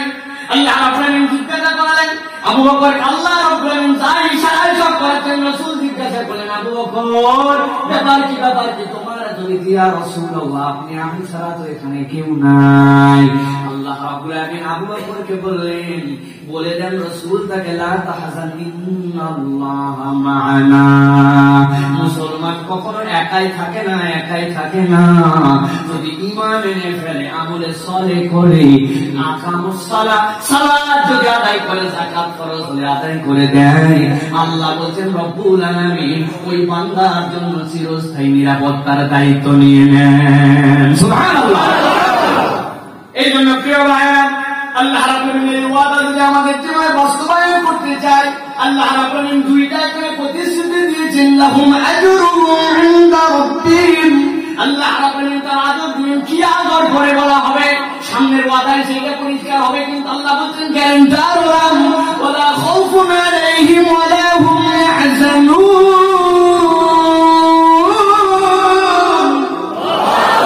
আমি আল্লাহ রাব্বুল আলামিন বলে দিলাম, তার খৌফ থাকবে না, তার চিন্তা থাকবে না।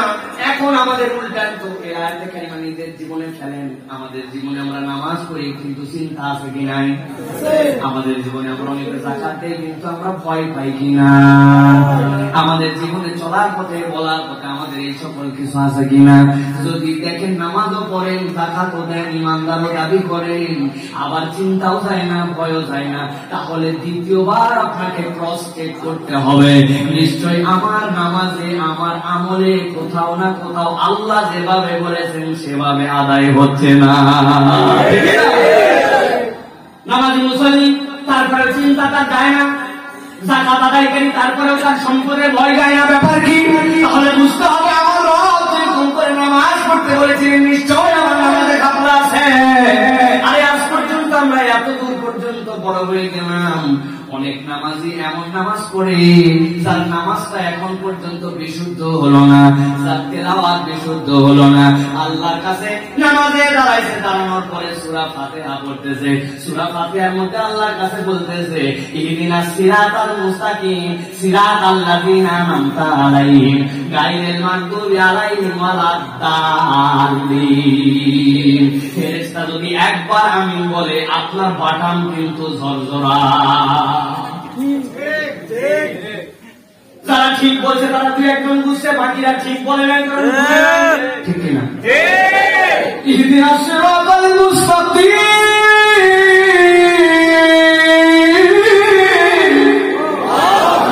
মানে কি? হে আল্লাহ, তুমি আমাকে ইহদিনাস সিরাতাল মুস্তাকিম সরল যদি পথ দেখাও সোয়াদ দিয়া, আর আপনি যদি সাথে সাথে করেন ইহদিনাস সিরাতাল মুস্তাকিম মানে গজারি করে লাঠি, ওটার নাম সিরাত। আল্লাহরে বলছে, আল্লাহ তুমি আমারে গজারি লাঠি দেখা। আল্লাহ চিন্তা করছে 1 বছর 2 বছর না 40 বছর চাইলো, একদিন না দিলে হয় না। আবার বলতেছে সিরাতাল লাযিনা আন'আমতা আলাইহিম, আল্লাহ বলতেছেন সিরাতাল লাযিনা আন'আমতা আলাইহিম গায়রিল মাগদুবি আলাইহিম ওয়ালাদ-দাল্লিন।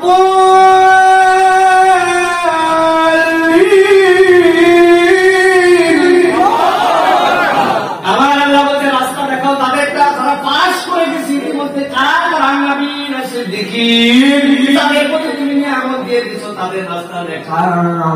তারা সফল হয়ে জান্নাতের সার্টিফিকেট পাইছে, তাদের রাস্তা দেখাও। আর আপনি বলতেছেন সিরাতাল লাযিনা আন'আমতা আলাইহিম। আল্লাহ না না না, সেই রাস্তায় গেলে আমার বাটাম আছে, তুমি ওই রাস্তা আমারে দেখাও। ফেরেশতা যদি আমিন বলে, তো পিটুন আপনার পিঠে পড়বে না তো কার পিঠে? হিসাবে তো ফেরেশতাকে নামাইয়া পিটানো দরকার, তাই না? একটা ভিক্ষুক আপনার কাছে 10, 15, 20, 50 বার চাইলে, আপনি যদি ফকিরও হন তাও তো কিন্তু দিবেন না ভাই, দিবেন? প্রিয় মুসলমান, তাহলে কেন বলছে এই কথা? হাসানোর জন্য নয়, ভালো করে বোঝেন। আমার আল্লাহ রাব্বুল আলামিন দুশ্চিন্তা এবং ভয় দূর করার জন্য শর্ত দিয়েছেন কয়টা? চারটা। কয়টা? বলেন কয়টা? বলেন কয়টা? ইন্নাল্লাযীনা আমানু ওয়া আমিলুস সালিহাত ওয়া কামুস সালাতা ওয়া আতাউয যাকাত। আমার আল্লাহ বলেন এই চারটা শর্ত যদি তুমি পূরণ করতে পারো আমি রব্বুল আমিন তোমার জন্য ওজর দেব আর তোমার জন্য চিন্তা আর দুশ্চিন্তা দূর করে দিব। তাহলে বোঝা যায় আমার জীবনে যদি দুশ্চিন্তা না কাটে নামাজও পড়ি তাহলে আমার নামাজে নিশ্চয়ই কোথাও সমস্যা আছে। মুসলমানদেরকে এই জন্য নামাজটা শুধরাতে হবে, ঠিক না? তোমার চিন্তা দেয় রুকু কখনো পিঠ সোজা করে না, পিঠটা এখনো ব্যাখ্যা করে রাখছে, রুকুতে সিজদায় যায়, যাওয়ার পরে এমন তাড়াতাড়ি উঠে। আমি চিন্তা করলাম একটা মানুষ যদি একদম কিছু না করে তিনবার যদি করে সুবহানা রাব্বিয়াল আলা, সুবহানা রাব্বিয়াল আলা, সুবহানা রাব্বিয়াল আলা, তাও তো 6 সেকেন্ড লাগে, উনি 2 সেকেন্ডে মারে কেমনে? মুরব্বি বলতেছে বাবা রুকু সিজদার তাসবিহ কি সুবহানা রাব্বিয়াল আলা তো জানতাম না, কি করেন? আমি তো জানি সুবহানাল্লাহ সুবহানাল্লাহ সুবহানাল্লাহ এ করতে তো 2 সেকেন্ড লাগে না, দোষ কোথায়? এরকম মুসল্লি আছে কিনা ভাই? নামাজে দাঁড়ায় যায় কোনো কথা নাই, রাত পর্যন্ত দুনিয়াদারি ছিল না, এখন পুরা দুনিয়া তার সামনে হাজির হয়ে যায়। নামাজে মনোযোগ নাই, খুশু নাই, খুশু নাই, নামাজের প্রতি আগ্রহ নাই। যুবকরা বলে চলো ভাই নামাজ পড়ে আসি, বলে হুজুর আসতেছি আপনি যান, পাওয়ার প্লেয়ার মাত্র 1.5টা ওভার বাকি, 9টা বল দেখেই চলে আসবো। পাওয়ার পেলে মানে কি করে হুজুর?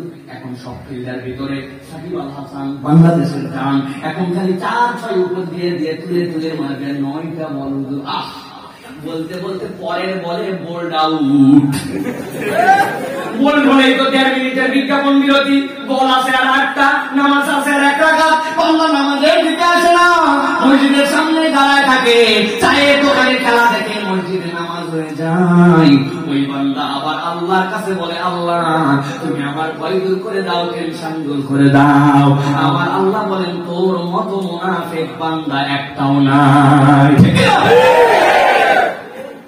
এই জন্য আগে আল্লাহর জন্য নামাজকে মজবুত করতে হবে, আমাদের সওয়ালগুলো ঠিক করতে হবে, ঈমান আপনাকে বিশুদ্ধ করতে হবে। বান্দা হিসাব করে না, মনে করে 1 লাখ টাকা মালিক আমি হয়েছে, 1 লাখ টাকা আমার না। ইসলাম আপনাকে রুল দিচ্ছে ওয়াকামুস সালাহ, যেরকম আপনাকে সালাত আদায় করতে হবে। এই সালাতের বিধিবিধান যদি আপনি সমাজের মধ্যে পেতে চান, সমাজের দারিদ্র্য বিমোচন করতে চান, সালাতের সমতা যদি সমাজের মধ্যে আপনি নিয়ে আসতে চান, তাহলে আপনাকে যাকাতের বিকল্প অর্থনীতি আপনাকে চিন্তা করা চলবে না, ঠিক না? যাকাতের বিকল্প অর্থনীতি আপনি চিন্তা করলে এই তাসবিহ আপনি সমাজের মধ্যে আনতে পারবে। নামাজের মধ্যে ইসলামের সুন্দরতা আছে, কমন কথাটাও শোনেন। দাঁড়ায় গেছেন সামনে, আপনার পাশে দাঁড়ায় গেছে একজন, আপনি বিরাট বড় লিডার, আপনার পাশে আপনার কর্মচারী দাঁড়াইছে, আপনার শ্রমিক দাঁড়াইছে। এলাকায় হয়তো বাথরুমের স্যানিটারি মিস্ত্রি বাথরুমের কাজ করে, কিন্তু নামাজি যদি হয় ওযু করে পরিষ্কার পরিচ্ছন্ন হয়ে আপনার পাশে দাঁড়াইছে, আপনি বাড়িওয়ালা, সে হচ্ছে আপনার পাশে স্যানিটারি মিস্ত্রি। ক্ষমতা আছে নাকি বলবেন? একটু পিছাও। আপনাদের মসজিদে মনে আছে? না থাকলে তাই নামাজে বিছায় রাখে, কয়েকজন ধরে রাখে জায়গা। জুম্মার দিন অনেক করে আছে, কিন্তু একটু সিগন্যাল দিয়ে সামনে এসে বসে যায়। এইটা আমাদের মসজিদে থাকলে আল্লাহ দেওয়া বিধানে নাই। পিছনে বসা লাগবে, কারো সামনের পথে আপনি আসতে পারবেন না, কাউকে সরাইতে পারবেন না। ইসলামের এই সৌন্দর্য মসজিদের মধ্যে আল্লাহ দিয়েছেন। আমার আল্লাহ বলছেন এই সৌন্দর্য যদি তুমি সমাজের মধ্যে প্রতিষ্ঠিত করতে চাও, তাহলে যাকাত ভিত্তিক অর্থনীতি তোমার কায়েম করা লাগবে। যাকাত ছাড়া দুনিয়ার যত অর্থনীতিতে তুমি থাকো না কেন, আমি আল্লাহ বললাম সমাজে কখনো ভয় এবং চিন্তা মুক্তি হবে না। আমাদের সমাজে আমরা দেখি যাকাত তো নাই, ইমানদার নামাজি, কিন্তু সে লাগায় টাকা, সে খায় সুদ, সে যাকাতের পক্ষেও নাই, উল্টা আল্লাহর বিপক্ষে আছে। এরকম মুসলমান আছে কিনা ভাই? নামাজ পড়ে আসরের পরে বাড়িতে ঢুকছে, পিছনে পিছনে একজন গেছে, যাওয়ার পরে বলছে চাচা চাচা বড় বিপদ, চাচা বিপদ, 1000 টাকা আমারে দেন। আমার হাতে কোনো টাকা নাই। কি বলছে? কোনো টাকা নাই। খানিকক্ষণ পর ওই ছেলে বলছে চাচা চাচা খুব বিপদ চাচা, একটু দেন, মেহরবানি করে দেন। বললাম তো আমার হাতে টাকা নাই। খানিকক্ষণ পরে বলছে চাচা আমি কেমনি নিতে চাইছি নাকি টাকা, এখন দেন 1000 টাকা, আগামী সপ্তাহে আল্লাহ 1300 টাকা দিবানি। সাথে সাথে বলছে ভাইস্তা আসলে আমার হাতে তো টাকা নাই, সত্যি তো টাকা নাই, এইটা গুগল বুঝতেছিলাম, ঘরে টাকা আছে দিচ্ছি সব। ঘরে যাওয়ার পরে কয় আমার কাছে টাকা ছিল না তো চাচি আমার কয়টা টাকা ছিল তোরে দিলাম বাবা, ওয়াদা কর আল্লাহর নামে আগামী বুধবারে কিন্তু তোরে 1300 দেওয়া হবে। ঠিক আছে চাচা দিবানি। সুদে টাকায় লাগায়া আসরের নামাজ পড়ে আবার আল্লাহর নামে শপথ নিয়ে 1300 টাকা নিতে চায়, এরকম লোক খুলনাতে না। তারা আমার আল্লাহর কাছ থেকে নিরাপত্তা চায়, তারা আমার আল্লাহর কাছ থেকে ভয়মুক্ত জীবন চায়। আমার আল্লাহ আপনি বলছেন সম্ভব নয়, যদি প্রপার চাও তাহলে তোমাকে তোমার সম্পত্তিকে আল্লাহ 1 লাখ টাকা দেয়। যাকাত দাতা কোনোদিনও হয় না, খবরদার যে যাকাত দাতা বলে তার কাছে যাবেন না। যাকাত দাতা কেমন করে হয়? যাকাত হয় আদায়কারী। আল্লাহ বলছেন 1 লক্ষ টাকা যদি তোর কাছে থাকে আর ওইটা যদি 1 চন্দ্র বছর অতিক্রম করে দুইটার নেশাব যদি পূরণ হয়ে যায়, বান্দা তুই মালিক 97,500, আমি আল্লাহ মালিক হচ্ছে 2,500, ওই টাকাই তোর নয়। ওয়াফি আমওয়ালিকুম হাক্কুস সাইল ওয়াল মাহরুম, এইটা হচ্ছে সাইল এবং মাহরুমদের সম্পদ, এই সম্পদ তোর নয়, এটা তুই আদায় করে দে। যাকাত দাতা হবে না, যাকাত আদায়কারী হবে। আমার আল্লাহ বলেছেন তোমাদের সমাজে, তোমাদের দেশে, তোমাদের রাষ্ট্রে, তোমাদের জীবনে যদি আল্লাহর পক্ষ থেকে ভয়হীন জীবন চাও, আল্লাহর কাছে তুমি নিরাপত্তা চাও, আমি আল্লাহ বললাম এই 4 গুণে গুণান্বিত হয়ে যাও, আমি আল্লাহ তোমার জীবনে সুবাতাস বয়ে দিব। আজকে আর ব্যাখ্যা করলাম না, এই পর্যন্তই থাক। আল্লাহ রাব্বুল আলামিন এরপরে বান্দাদের জীবনে আরেকটা ওয়াদা করতেছেন। আল্লাহ রাব্বুল আলামিন বলছেন ও বান্দা আমি রব্বুল আলামিন ভয় দূর করে দিলাম, চিন্তা দূর করে দিলাম। ভয়ও নাই, চিন্তা নাই, টাকাও নাই, পয়সা নাই, কেমন হলো? আমার আল্লাহ বলছেন ভয় চিন্তা দূর করার পরে আমি আল্লাহ আমার বান্দার সাথে দ্বিতীয় ওয়াদা করতেছি, আমি আমার বান্দাকে আমার নিজের অনুগ্রহ এবং আমার নিজের ফজল দান করব। সুবহানাল্লাহ বলেন। কি দিবেন আল্লাহ? অনুগ্রহ বলেন। কি দিবেন? অনুগ্রহ দিবেন। কেন অনুগ্রহ লাগবে? কি গুণ থাকে অনুগ্রহ পাওয়া যাবে? আমার আল্লাহ বলছেন ফাআম্মাল্লাযীনা আমানু বিল্লাহি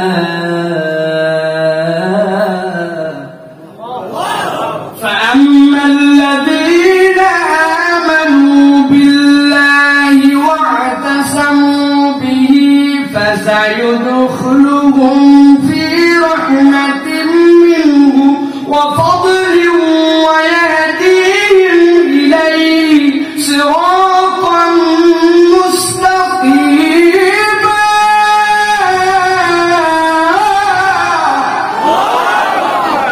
আবার আল্লাহ রাব্বুল বলছেন ও দুনিয়ার মানুষ, রব্বুল আলামিন তোর ভয় দূর করেছেন, চিন্তা দূর করেছেন, এখন তোরে এখন ফজল দিতে চান, তোরে এখন সঠিক রাস্তা দেখাতে চান। কেমনে দেখাতে চান? আমার আল্লাহ রাব্বুল আলামিন বলেন ফাআম্মাল্লাযীনা আমানু বিহি, যারা ঈমান আনবে, ওয়া'তাসামু বিহি, ওই ঈমান আনার পরে দুনিয়ার সামান্য একটুখানি লোভ লালসায় ওই বান্দা কখনো ঈমান থেকে দূরে যাবে না। ঈমানের উপরে বান্দা অটুট থাকবে। মুখে মুখে আল্লাহর দল বলে, আল্লাহর পক্ষ বলে, কিন্তু গোপনে গোপনে হাফ কেজি জিলাপির পয়সা পারে, ব্যালটে তখন সিল অন্যদিকে পড়ে। এখন এই ঝামেলাটা আমাদের সমাজে আর নাই।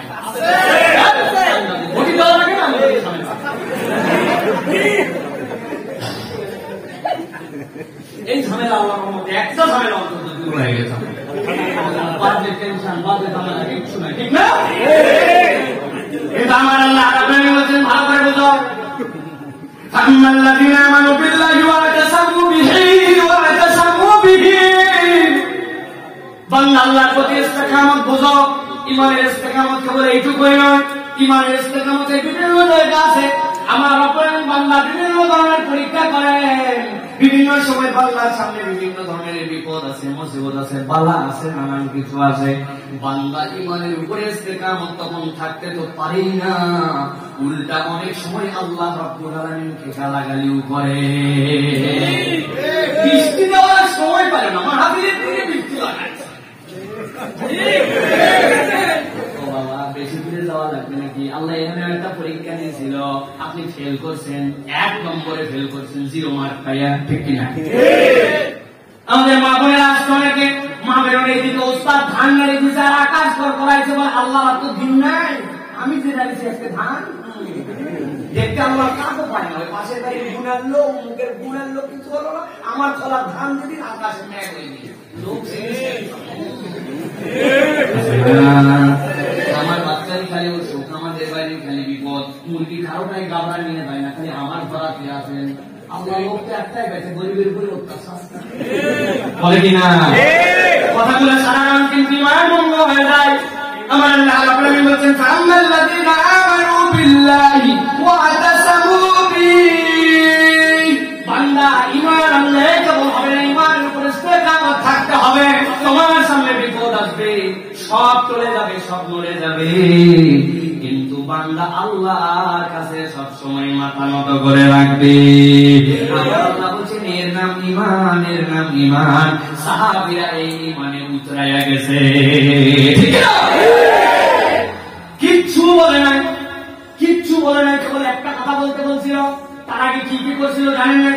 তার আগে এমন এমন তার সাথে অত্যাচার করছে। ইরাকে গেছে, সৌদি আরব থেকে, মক্কা থেকে, জাজিরাতুল আরব থেকে ডাকাতি করার জন্য গেছে, বুঝে সুঝে গেছে, জাজিরাতুল আরবের ওই অঞ্চলে গেছে। ইরাক থেকে যাওয়ার পরে যে অঞ্চলের গোত্রের ক্ষমতা কম, পাওয়ার কম, রাজধানী অঞ্চলে চলে গেছে। যাওয়ার পরে সব গোত্র বাঁচে নাই, বাঁচছে বনি তামিম। বনি তামিম গোত্র বাঁচার কারণ পুরুষের সংখ্যা কম, কিন্তু তাদের অনেকগুলা তাদের দুম্বা। আক্রমণ যেমন তেমন করে নাই। ফজরের আগ দিয়ে মানুষ যখন ঘুমায়, বনি তামিম কচু কাটা করে ফেলছে। বনি তামিমের সবাই নেমে ফেলছে, পুরুষ যারা ছিল হত্যা করে। মক্কায় এখন তারা সবগুলা ডাকাতির মাল নিয়ে চলে আসবে। ফেরার সময় দেখে ওই গোত্রের কোন এক কর্নার থেকে কি জানে একটু মিনমিন করে কাঁদে। যাওয়ার পরে দেখে 10-11 বছরের একটা কিশোর, দেখতে এতই সুন্দরের সুন্দর, এক কপ বলছে একজন এক্ষুনি কল্লার থেকে ধর্নামায় দুই একটা বাদ গেল কেমন করে। একজন বলছে মারিস না, মক্কায় নিয়ে চল। যাওয়ার পরে ভালো দাম পাওয়া যাবে, এখানে বিক্রি করে দেওয়া যাবে। মক্কায় নিয়ে চলে আসছে। আসার পরে একজন ইহুদি মহিলার কাছে বিক্রি করছে।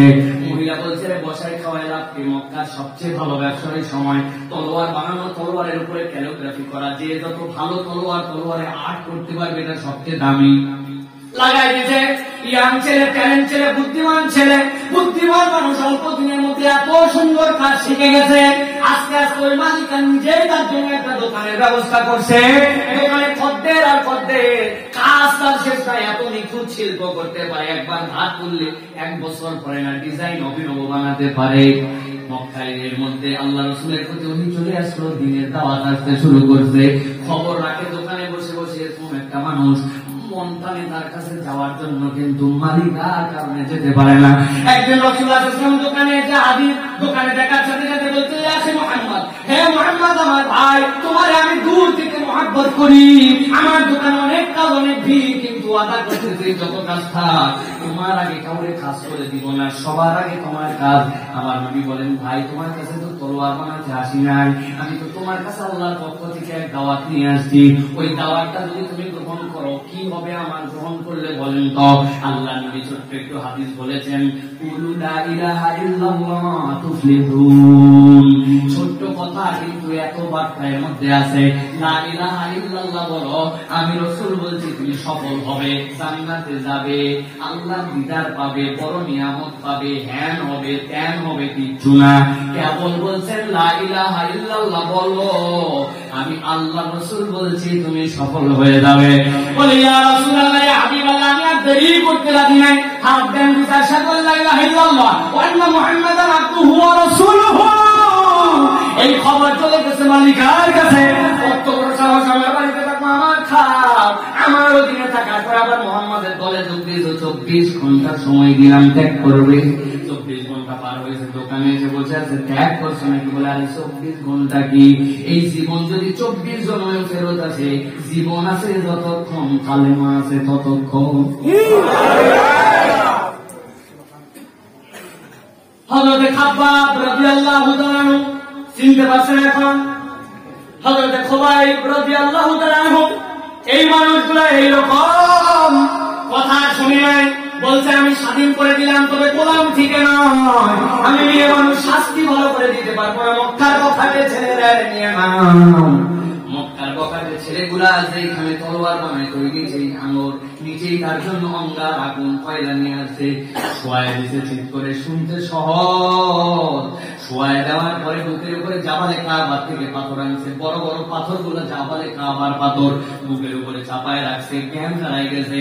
তার শরীরের রক্ত, তার শরীরের গোস্ত, তার শরীরের এইগুলো দিয়ে আগুন নিভে গেছে, হাড্ডি গুলা গলে গলে গলে গলে শুকায় গেছে।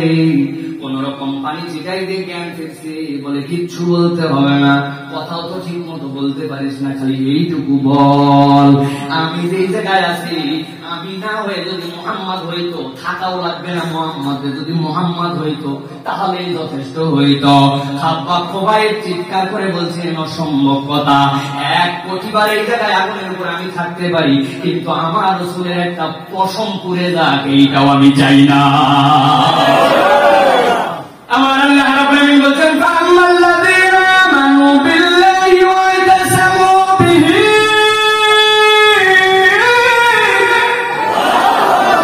এত সস্তা নয়, খালি বলছো আমি ঈমান এনে ফেলছি, কোন পরীক্ষা নয়, 5 পয়সার পরীক্ষা দেওয়া লাগে নাই, জীবনে কোনদিন ঈমানের পরীক্ষায়ও দেওয়া হয় লাগে নাই, আল্লাহ রাব্বুল আলামিনের জন্য নিজের জীবনের কোন বিনিয়োগ করা লাগে না। আর ইসলামের জন্য 50 টাকা কামাই করলে 2 টাকা বার করার সাহস করে না। আবার ডায়লগটাই ইসলামের শত্রু, হুঁশিয়ার সাবধান, হঠাৎ করে একটা ফটকা ফুটলে টায়ার পাঞ্চার হলে লোক খুঁজে পাওয়া যাবে না। বড় বড় ডায়লগ মানে লাভ নাই।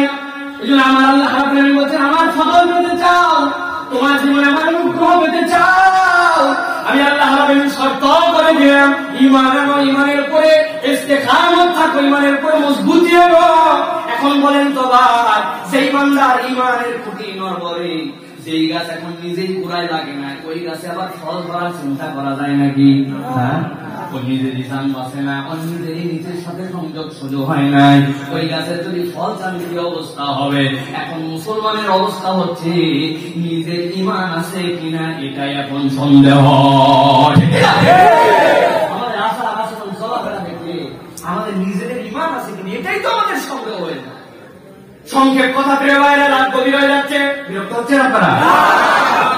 ভালো করে বোঝার চেষ্টা করেন। আল্লাহ রাব্বুল আলামিন বলছেন يدخلهم في رحمة منه وفضل ويهديهم إليه صراطا مستقيما।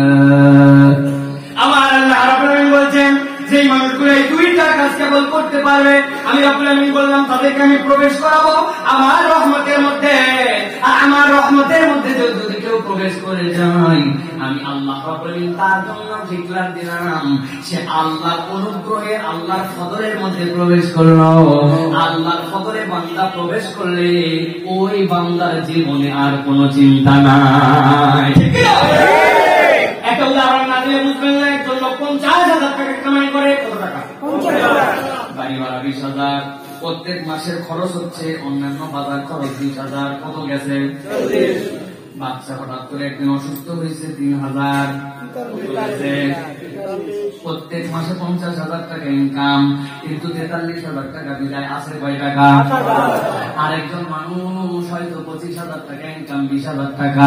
আল্লাহ যেমন তেমন সিস্টেম করে তার নিজের বাড়িতে থাকতে দিছে, জমির যা ধান হয় এটা দিয়ে মোটামুটি চলে, বাড়ির বাজারটা তার প্রত্যেক মাসে 8,000 টাকার মধ্যে হয়ে যায়। কামাই তার 25,000, কিন্তু ব্যয় তার 8,000 থাকে কত?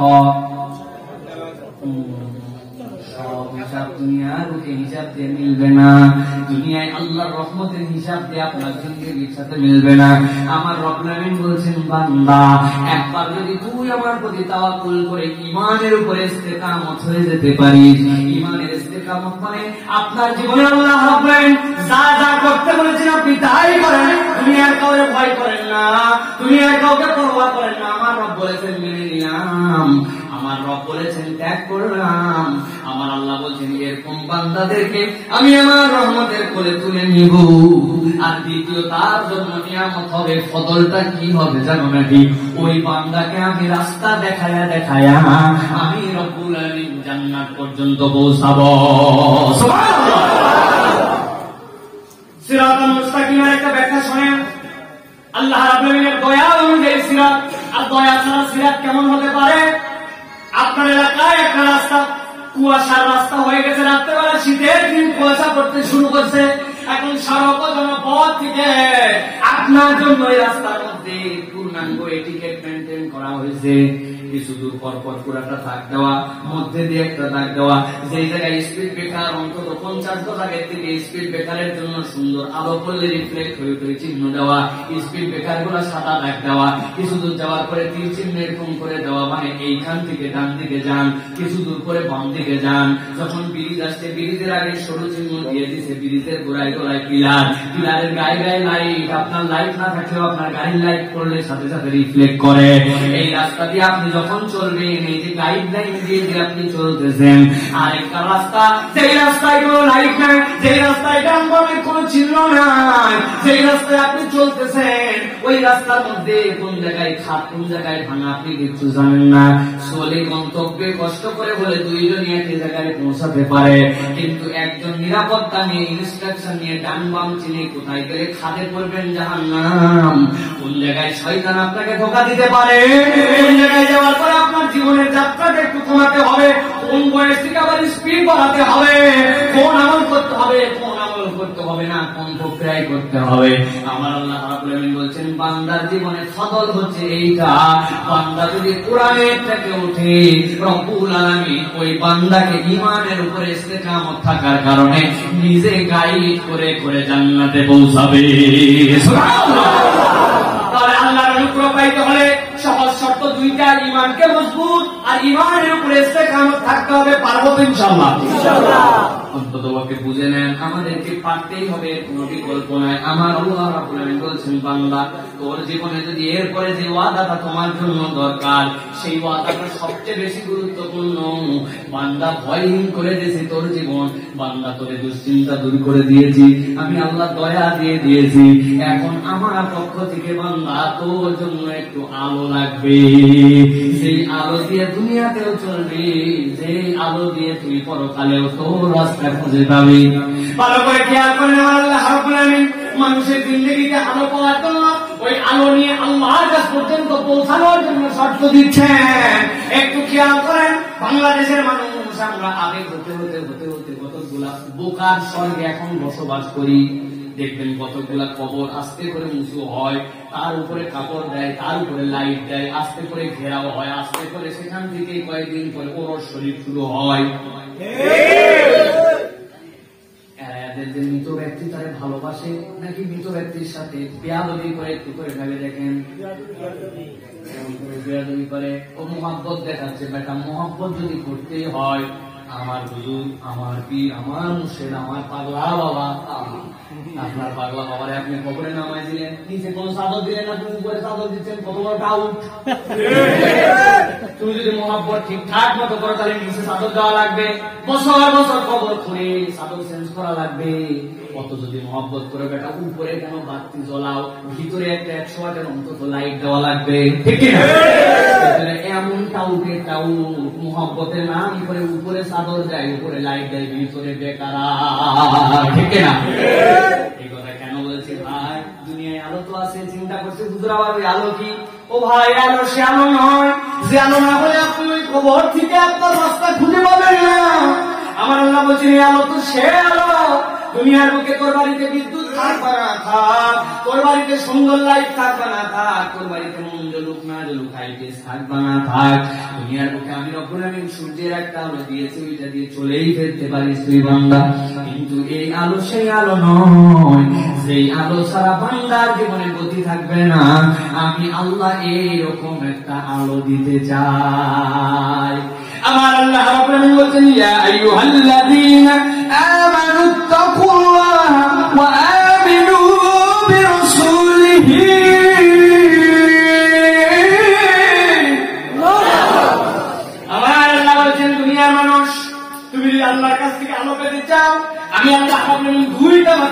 দিলাম, দুইটা সহজ শর্ত। আল্লাহ বলছেন 1 নম্বর, যারা ঈমান আনবে আমানুত্তাকুল্লাহ, আল্লাহ রাব্বুল আলামিন কি ঈমান আনার পরে ভয় করো, কি করো?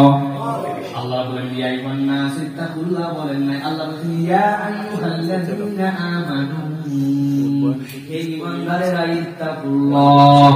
ও এই স্কুলের ছাত্র যারা, তারা ভালো করে পড়ো। ও আমার ক্লাসের গণিতের স্টুডেন্ট যারা, তারা অঙ্কটা ভালো করে বোঝো। রাস্তার গরু ছাগল, রাস্তায় চলাফেরা করা সাধারণ মানুষের কাছে আমি গণিত ভালো করে করতে বলি নাই। রাস্তায় চলাফেরা লোককে আমি স্কুলের রেজাল্ট ভালো করার জন্য নসিহত করি নাই। আমার স্কুলে যারা ভর্তি হয়েছে তাদের জন্য বললাম ভালো করে পড়ো। ইয়া আইয়ুহাল্লাযীনা আমানু, যখন এই কথা শুনবেন, আপনি যত ব্যস্ত থাকেন, যাই থাকেন, আপনার মনোযোগ সাথে সাথে আল্লাহর দিকে দেওয়া লাগবে। কার দিকে? আল্লাহর দিকে।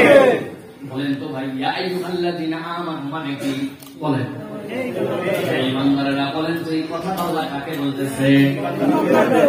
হয় না, এই কথাটা আপনাকে সাহস করে বলতে হবে। এই কথাটা আল্লাহ আমাদেরকে বলতেছে। কাকে বলতেছে? হয় নাই, আপনি কোনো সাহস দেখতে পারেন না, আপনাকে বলতে হবে এই কথাটা আল্লাহ আমি অধমকে বলতেছে। একমাত্র আমি এই দাবি করতে পারি। এই জন্য ঈমানদার রব্বুল আলামিন ইয়া আইয়ুহাল্লাযীনা আমানু, আল্লাহ আমার নাম বলছে কোরআনে। আমি তো নিজেকে ঈমানের দাবি করি, তাহলে আমি ঈমানদার।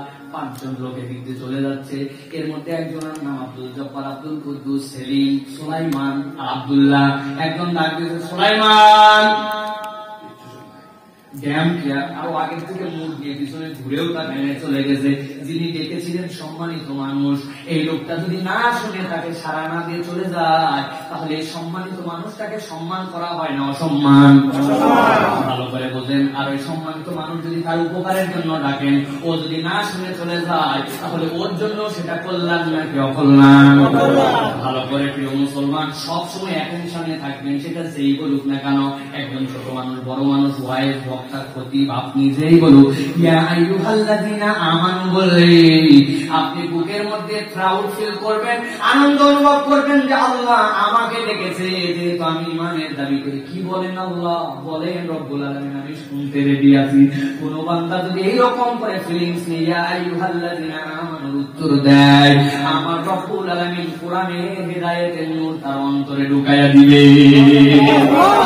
আল্লাহ রাব্বুল আলামিন বলেন ইয়া আইয়ুহাল্লাযীনা আমানুত্তাকুল্লাহা ওয়া আমিনু বিরাসূলিহি ইউতিকুম কিফলাইনি মির রাহমাতিহি ওয়া ইয়াজআল লাকুম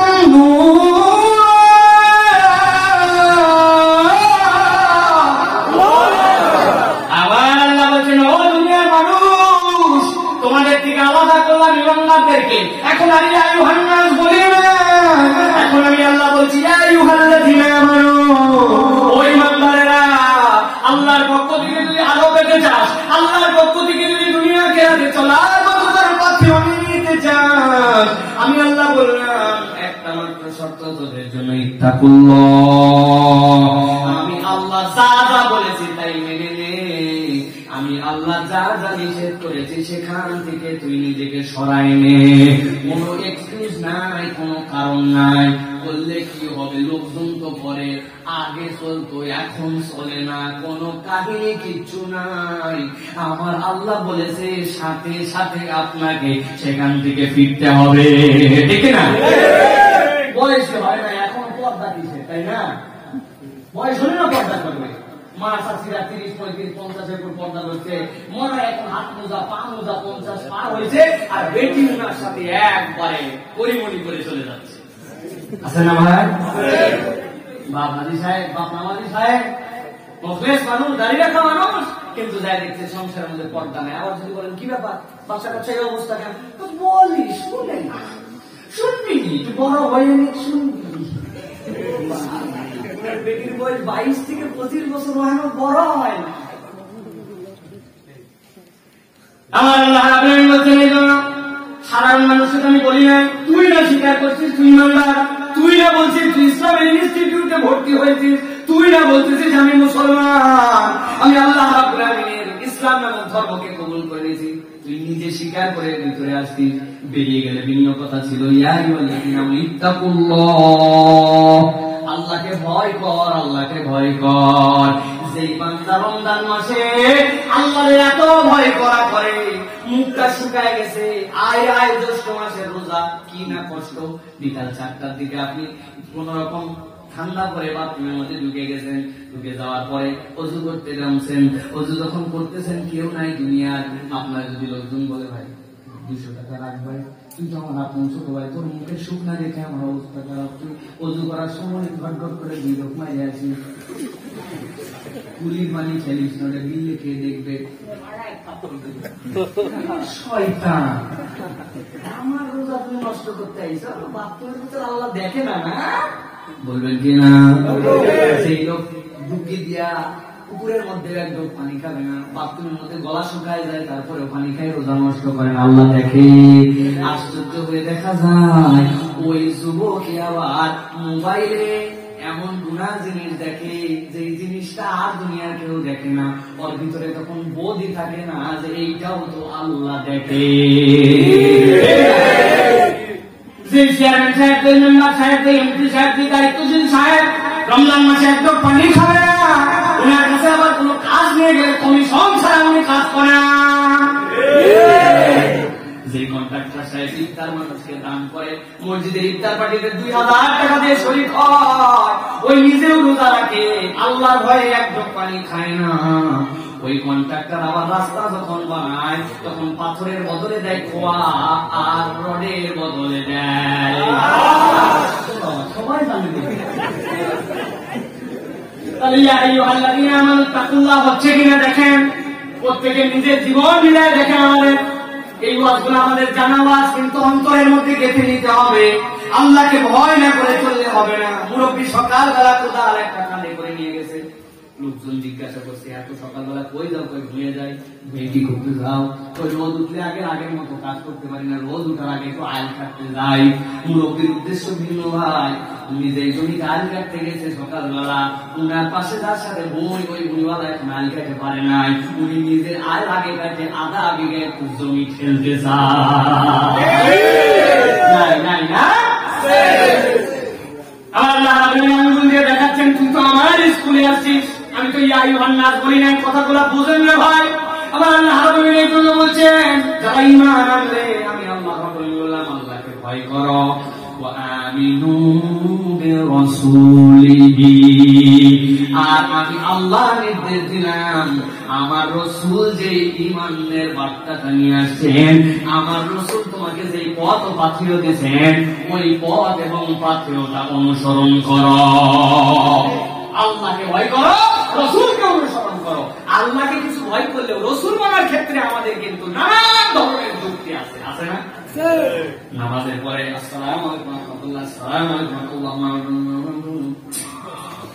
জোহর আসর মাগরিবে তো এটাও লাগে না, হুজুরদের কি বললো হুজুর জানে না, লা ইলাহা ইল্লাল্লাহ। হঠাৎ করে একজন আসসালামু আলাইকুম ওয়া রাহমাতুল্লাহ, আসসালামু আলাইকুম ওয়া রাহমাতুল্লাহ বলে হুজুর অনেকক্ষণ হাত তোলে না, লোকজন তাও বসে আছে, এখানে নামাজ তো শেষ হয়নি।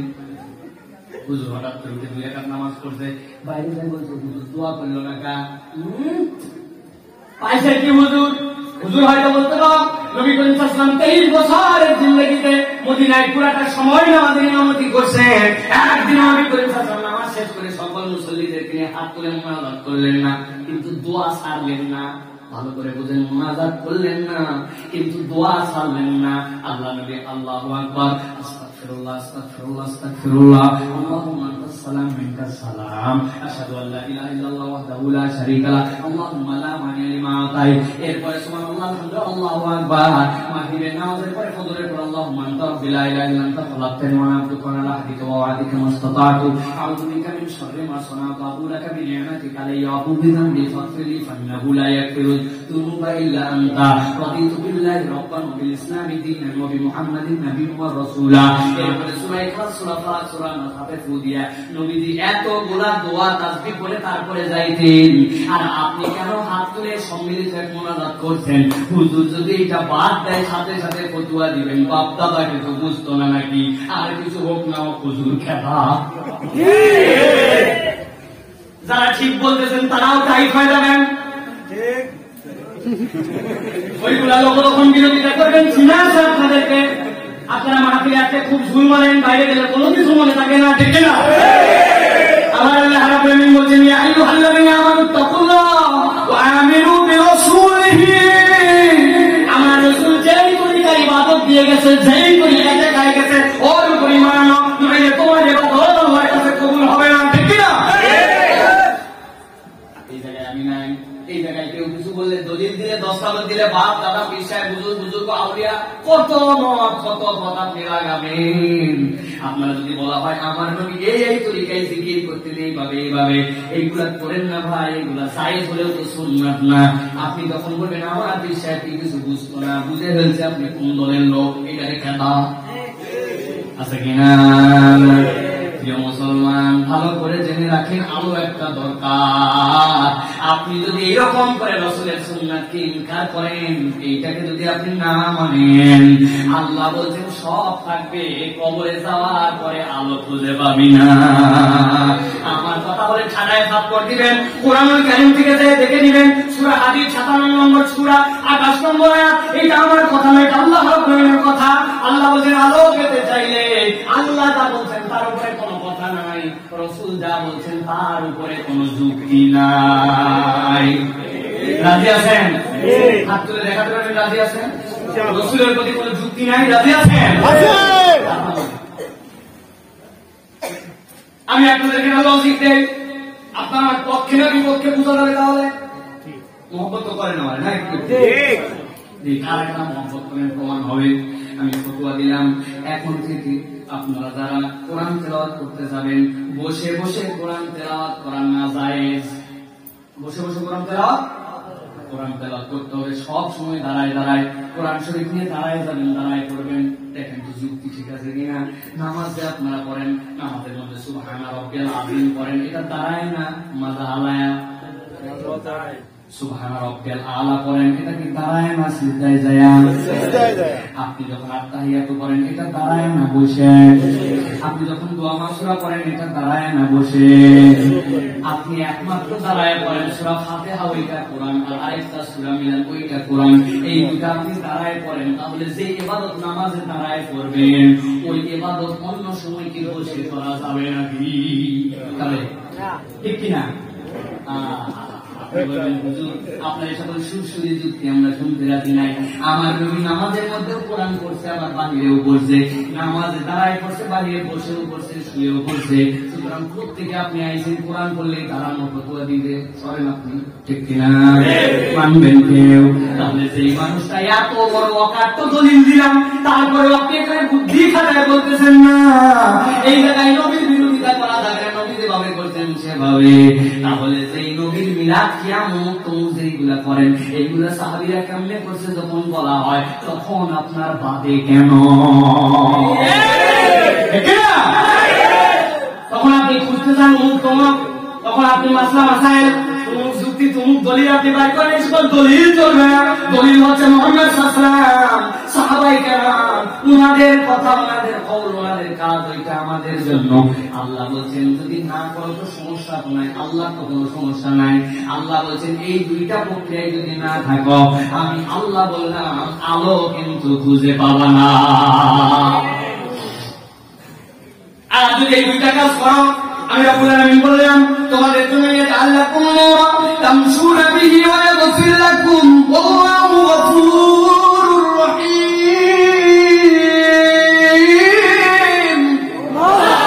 আল্লাহ আপনি বলছেন এই দুই কাজ করলে আমি রাব্বুল আলামিন ওই বান্দাগুলোকে আল্লাহর রহমতের কোলে তুলে নিবেন। আল্লাহ তাদেরকে পথ দেখাবেন, যেই পথে ক্ষমা আর ক্ষমা। বান্দাকে আল্লাহ ক্ষমা ভুল করবে তারপরে, কিন্তু যে আল্লাহ এবং তার রাসূলের পথে চলে সাধ্যের মধ্যে, আল্লাহ বলছেন তারপরেও বান্দা ভুল করবে, শয়তানের ওয়াসওয়াসায় মিস্টেক হবে, চোখের গুনাহ হয়ে যাবে, হাতের গুনাহ হবে, মনের গুনাহ হবে, দেখার গুনাহ হবে। কিন্তু সে দৃঢ় শপথ নিয়েছে আমি আল্লাহ যা নিষেধ করছে সেখান থেকে সরে থাকার চেষ্টা করে, ভুল হয়েছে তওবা করে। আমার রাসূল যা বলছে কোনো এক্সকিউজ নাই, কোনো কথা নাই। বয়স হলে দাড়ি রাখবো নি। এই বয়সে রাখলে মানুষ টিটকারি করে মোল্লা মুন্সি বলে, ওই জন্য নবীর সুন্নাত উনি এখনো রাখতে পারে না। উনি আবার বুক ফুলায় দাবি করে আমি তাফসীরুল কুরআন মাহফিলের সম্মানিত সদস্য। বাদ দাও তুমি, অন্তত তুমি থাকো না তাফসীর কমিটির মধ্যে, দাড়ি না রাখতে পারলে তোমার মধ্যে প্রকাশ্যই সুন্নতের দাম আছে ভাই। অনেক জায়গায় বলছি আমি, মুখ বাইন্দে গেছে একজন, মাথলাতে কোন পেশায় মুখ চুপ আটকাই গেছে। সিনেমার একটা টিকিট দেখো চাই, গরমের দিন তুই মাফলার বেঞ্চে দোকানদার যে ওর দাপটের গলায় মাফলার খুলে রেখে হালকা হালকা দাঁড়ি কয়েক বদমাই, তুই কোন মাদ্রাসায় পড়িস? ভাই আল্লাহর হস্তে মাফ চাই, আমার বুঝলে বলে দিস না। একদিন যদি দেখিস একদম উপর থেকে নিচ পর্যন্ত শেষ করে বলে টিকিট বিক্রির দায়িত্ব দিছে, ওই ডিক্লার দিচ্ছে মাত্র 10টা টিকিট 10 লাখ বাম্পার 10টা টিকিট আছে নিয়ে যান, অথচ দাঁড়িয়ে দেখে হয় বলে তোর শেষে দেবো বিদায় করে বিদায় মাদ্রাসা ছাত্র সিনেমা দেখতে আইছ। তার মানে বোঝা যায় ন্যূনতম সাধারণ একটু দাঁড়িয়ে থাকলে আল্লাহ অনেক গুনাহ থেকে আপনাকে হেফাজত করে। দাম আছে ভাই, দাম আছে। আপনি এটা ত্যাগ করেন না, এটা বাদ দিয়েন না। আপনি কেমন করে আল্লাহর সাক্ষী দিবেন? আপনি আল্লাহ বড় বড় দাঁড়িয়ে রেখে ফেলছেন, আপনি আরো সতর্ক হন। আপনি বড় দাঁড়িয়ে রেখে চিন্তা করছেন না আমার নবী তো অনেক বলে তুলে নেবে কবরে যাওয়ার পরে জিজ্ঞেস তোমার হাজার রসুল্লাহি বইসাথী কবরিকা, কবরের মধ্যে যেই লোককে পাঠানো হয়েছে লোক বেশি নয় কি নবীজি এত বড় ধরে দেয়, তোমার এত বড় বড় দাড়ি, কিন্তু তুমি সকালবেলায় ওই রকম দাড়ি নিয়ে দোকান খুলছে, দোকান করে দাড়ির মধ্যে একটু পানি ঝাড়া দিয়েছে দিয়ে ফেলতেছে, হঠাৎ করে সামনে কাস্টমার মসুরের ডাল আছে আগের রাত্রেবেলা ইন্ডিয়ান সাথে বাংলাদেশ মিল দিচ্ছে, ইন্ডিয়ান 90, বাংলাদেশ 110, 20 টাকা লাভ বেশি করার জন্য 2টা ভেজাল দিয়ে রেখে গেছে। জানির বাড়িওয়ালা শাড়ি দেখা দেখে মনে করছে হাই হাই এত বড় ইমানদার তো হতেই পারে না, নিতে চাইছিলাম 1 কেজি, ভাই ভালো জিনিস পাওয়া যায় না 5 কেজি খবরে চলে গেছে। দাড়ি ছাড়াই মনে করছে মা তোমার দাড়ির কারণে বেইনসাফের কারণে ডবল বাটা। আমার আল্লাহ রাব্বুল এই জন্য বলছেন আল্লাহকে মানো, রাসূলের ইতাআত করো। আল্লাহ রাব্বুল তোমার জন্য আলো দিয়ে দিবেন, আলো দিয়ে দিবেন, তোমার জীবন সুন্দর হয়ে যাবে। আল্লাহ বলছেন তোমাকে তোমার রহমতের কোলে তুলবেন। বান্দা তো ভুল করবি, তারপরে কোন বান্দা নিষ্কলুষ হতে পারে না, কিন্তু আমার আল্লাহ বলছেন ওয়ায়াগফিরু লাকুম ওয়াল্লাহু গফুরুর রহিম। আমার আল্লাহ করে ক্ষমা করতেই থাকবেন। এই 2 গুণে গুণান্বিত হওয়ার কারণে আমার আল্লাহ করে মাফ করে আলোর ব্যবস্থা করে দিবেন। সুবহানাল্লাহ। আসলে বলতে চাই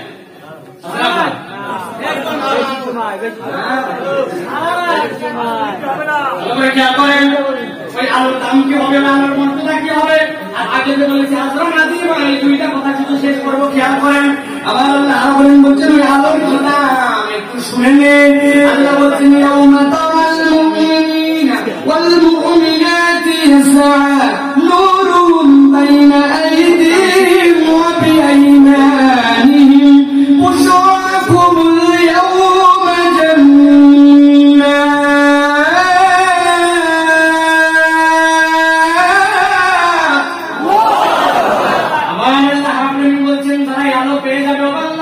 সস্তা বিষয় মনে করিস না।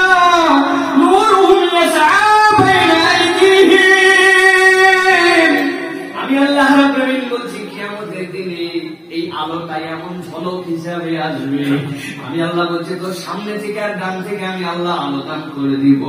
আমার নবী বলছেন মুসনাদ আহমদের হাদিসের মধ্যে আসছে যার জন্য সবচেয়ে কম আলো হবে ওই আলোটাও বিজ্ঞানগুলির মাথা দিয়ে বের হতে শুরু করবে। ওই বিজ্ঞানগুলির মাথা আলো কখনো জ্বলে কখনো নিভে যায়, কখনো জ্বলে কখনো বন্ধ হয়ে যায়, কিন্তু আমার নবী বলছেন সবচেয়ে কম ঈমানওয়ালা সে।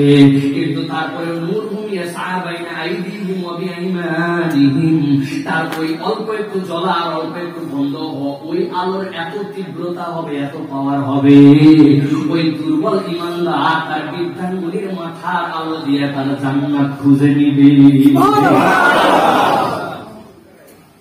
আমার আল্লাহ রাব্বুল আলামিন বলছেন নূরহুম ইয়াসআ বাইনা আইদিহিম ওয়া বিআইমানিহিম, যেই না তারা ওই আলো পেয়ে যাবে। আলো পাওয়ার যোগ্যতা 2টা বলছি, কয়টা ভুলে গেছেন? কারা কারা হাত তোলেন?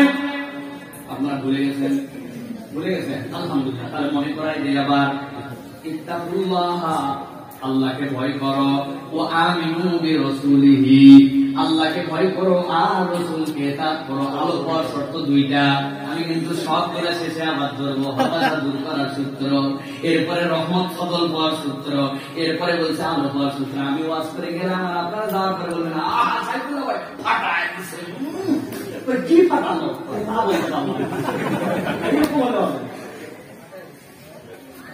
প্রিয় মুসলমান, আমার আল্লাহ রাব্বুল আলামিন বলছেন যেই না আলো পেয়ে যাবে কি পাবে? প্রথমটার মধ্যে বলেছিলাম আজরান আজিমা, মনে আছে? বলছিলাম না, পরে ব্যাখ্যা করব। আল্লাহ রাব্বুল আলামিন তাদেরকে কি উজরত দিবেন? আল্লাহ বলছেন উজরতটা এবার শুনেন। বুশরাকুমুল ইয়াউমা জান্নাতুন তাজরি তাহতিহাল আনহারু খালিদিনা ফিহা ذلك هو الفوز العظيم.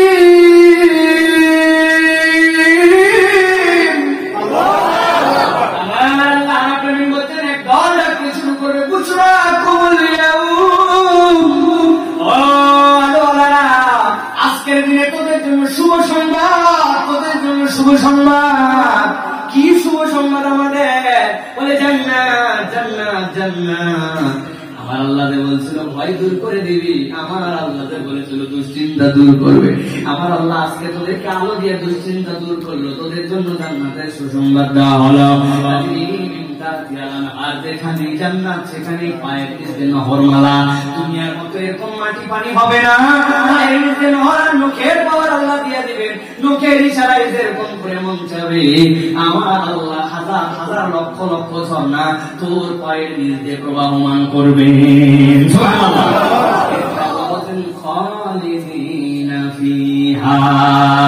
আমি আল্লাহ বললাম বান্দা দুনিয়ায় তোর যত বিনোদন যত আনন্দ, দুনিয়ার বুকে তোর যত ধরনের উত্তেজনা তুই পাস না কেন, এটা সাময়িক, এইটা সাময়িক।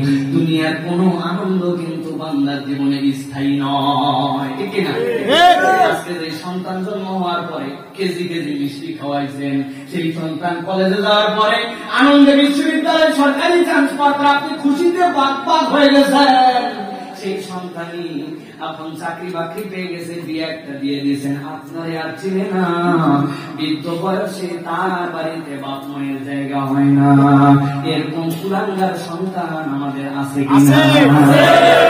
প্রিয় মুসলমান, আল্লাহ বলছেন তাহলে দুনিয়ার শান্তি, দুনিয়ার চূড়ান্ত তৃপ্তি তোমার হয় না। দুনিয়ায় তো এরকম দেখা যায়, খুলনা থেকে ফোন করতে ঢাকায় দোস্ত আসিস, পাকিস্তান দেখে আসছে, T20 খেলা, তুই কত বড় মরদ হয়েছিস, পরীক্ষা হবে কেমনে করে, তুই পারলে ঢাকায় একটা টিকিট ম্যানেজ করার জন্য বন্ধু টেস্টিতে রাখছে, ঢাকায় থেকে এত বড় কথা বললো ম্যানেজ কেমনি হোক একটা টিকিট ম্যানেজ করবে। অনেক খুঁজে গেছে, টিকিট একটা পাইছে, টিকিটের দাম 500 কিন্তু চাহিদা বেশি, 1000 টাকা ব্ল্যাক। বন্ধুরে ফোন দিয়েছে, দোস্ত 500 টাকার টিকিট ম্যানেজ করছে কিন্তু 1000 টাকা ছাড়া দেয় না। তুই কিন না খালা, তুই কিন, টাকা ম্যানেজ করার দায়িত্ব আমার। আব্বা যখন বাইরে যাবে 1 মন ধান সরালে কাম সারা। 1000 টাকায় টিকিট কেনা শেষ, খুলনা থেকে ঢাকা গেছে, দুপুর 2টায় ম্যাচ, সকাল 10টায় দাঁড়াইছে, সিরিয়াল দিয়ে ভিতরে ঢুকছে। ভিতরে ঢুকার পরে পাকিস্তান বল বাংলাদেশ দেখা মার দেখা আনন্দে কত কত তালি দিচ্ছে, চিৎকার করছে, ছক্কা 4 ছক্কা হই হই করে নাচানাচি করছে। খেলাধুলা সব শেষ হয়েছে, পরপরে পুরস্কার বিতরণ হয়েছে। পুরস্কার বিতরণ হওয়ার পরে যখন আস্তে আস্তে করে মাঠের থেকে মানুষ চলে যায়, দেখলারও দেয় যাদের খেলা দেখা হয়ে গেছে, আস্তে আস্তে আপনার মাঠ থেকে বেরিয়ে পড়ুন। ওই বন্ধুর সাথে থাকতো, ওইটা বলছে চল দোস্ত আমরা পাড়ায় যাই। মানে কি মানে কি মানে আমি খুলনা থেকে আসছি ঢাকায়, 500 টাকা টিকিট কাটছে 1000। আজকের পরে আগামীকালকে একটা খেলা আছে, আমি বাড়াইতাম না, রাত্রে নিয়ে থাকতাম, থাকতে দিবে বাড়াইছেন ভালো তো ভালো, নইলে পুলিশ খানিক্ষণ করে বসার মধ্যে লাল করে বের করবে, ঠিক কিনা? বেটা তোমার টিকিট থাকলে হবে নাকি? কিসের তোমার ঝড় পর্যন্ত ছিল পর্যন্ত বাড়া, আপনার দেশ, আপনার টাকা, আপনার টিকিট, আপনার মা, তারপরে আনন্দ স্থায়ী হয় না, বের করে দেয়। আমার আল্লাহ বলছেন আলো দিয়ে দিলাম, এই আলোর পরে তোদেরকে জান্নাতের ঘোষণা দিলাম। জান্নাতের দিকে ডিক্লার দেওয়ার পরে প্রথমে রাস্তা দিয়ে দিচ্ছে খালিদিনা ফিহা, জান্নাতে যাবি, আবার কখন মন খারাপ করবি, যে আনন্দ পাইলাম কখন জানি বের করে দেয়। আমার আল্লাহ বলছেন কখনো রব্বুল করে বের করবো না, খালিদিনা ফিহা। আমার আল্লাহ বলছেন এই পর্যন্ত বলে দিলেই শেষ, কিন্তু না না বান্দা, আমি আল্লাহ তোর জন্য একটা চূড়ান্ত ঘোষণা দিয়ে দিতে চাই। আমার রব্বুল আলামিন বলছেন যালিকা হুয়াল ফাউজুল আযীম।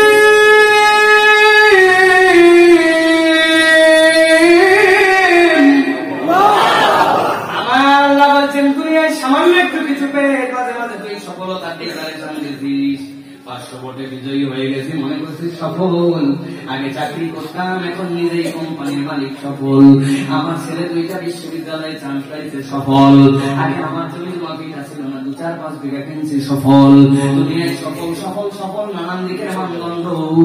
আল্লাহ বলেছেন দুনিয়ার একটাও সফলতা নয়, কোন বান্দা যদি আজরান আজিমের ঘোষণা পায়, আল্লাহ যদি তাকে বুশরার ঘোষণা দেন, এরপরে যদি ফেরেশতা তাকে খালিদিনা ফিহা ডিক্লার দিয়ে দেয়, আমি আল্লাহ বললাম যালিকা হুয়াল ফাউজুল আযীম। ঈমানদার ওই দিন একমাত্র বলতে পারবে আমি আজকে চূড়ান্ত সফল। প্রিয় ভাইরা, আল্লাহ রাব্বুল আলামিন আমাদেরকে আল্লাহ রাব্বুল আলামিন যে ওয়াদাগুলো করেছেন, এই ওয়াদাগুলা হক বুঝে আমাদের জীবনে এই আমলগুলো করার তৌফিক দান করেন। এখানে মূলত আমি 6টা পয়েন্ট আপনাদের কাছে হাইলাইট করেছি, আমাদের জীবনে খুব গুরুত্বপূর্ণ যেগুলা, 3টা নিয়ামত থেকে 6টা শর্ত আমাদের জীবনে আল্লাহ যুক্ত করেছেন।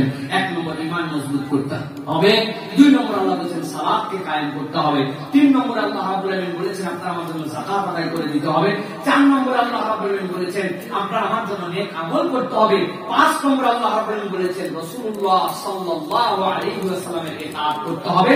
আর এই সব বিষয়ের উপরে যখন মন চাই তখন করি, যখন মন চাই না তখন করি না, সুযোগ পাইলে করি, সুযোগ পাইলে করি না, এরকম নয়। ওয়াতাসামু বিহি, এইগুলোর উপর আপনাকে মজবুত থাকতে হবে। কোন বান্দা যদি এইগুলা করে, আল্লাহ তার জীবন থেকে ভয় দূর করে দিবেন, চিন্তা দূর করে দিবেন, রহমতের কোলে তুলে দিবেন, ফজল দিয়ে দিবেন। আল্লাহ রাব্বুল আলামিন ওই বান্দার জন্য জান্নাতের বন্দোবস্ত করে আলো দিয়ে জান্নাতে ঢুকায় দিবেন। আল্লাহুম্মা আমিন। কথাকে আপনারা বুঝেছেন?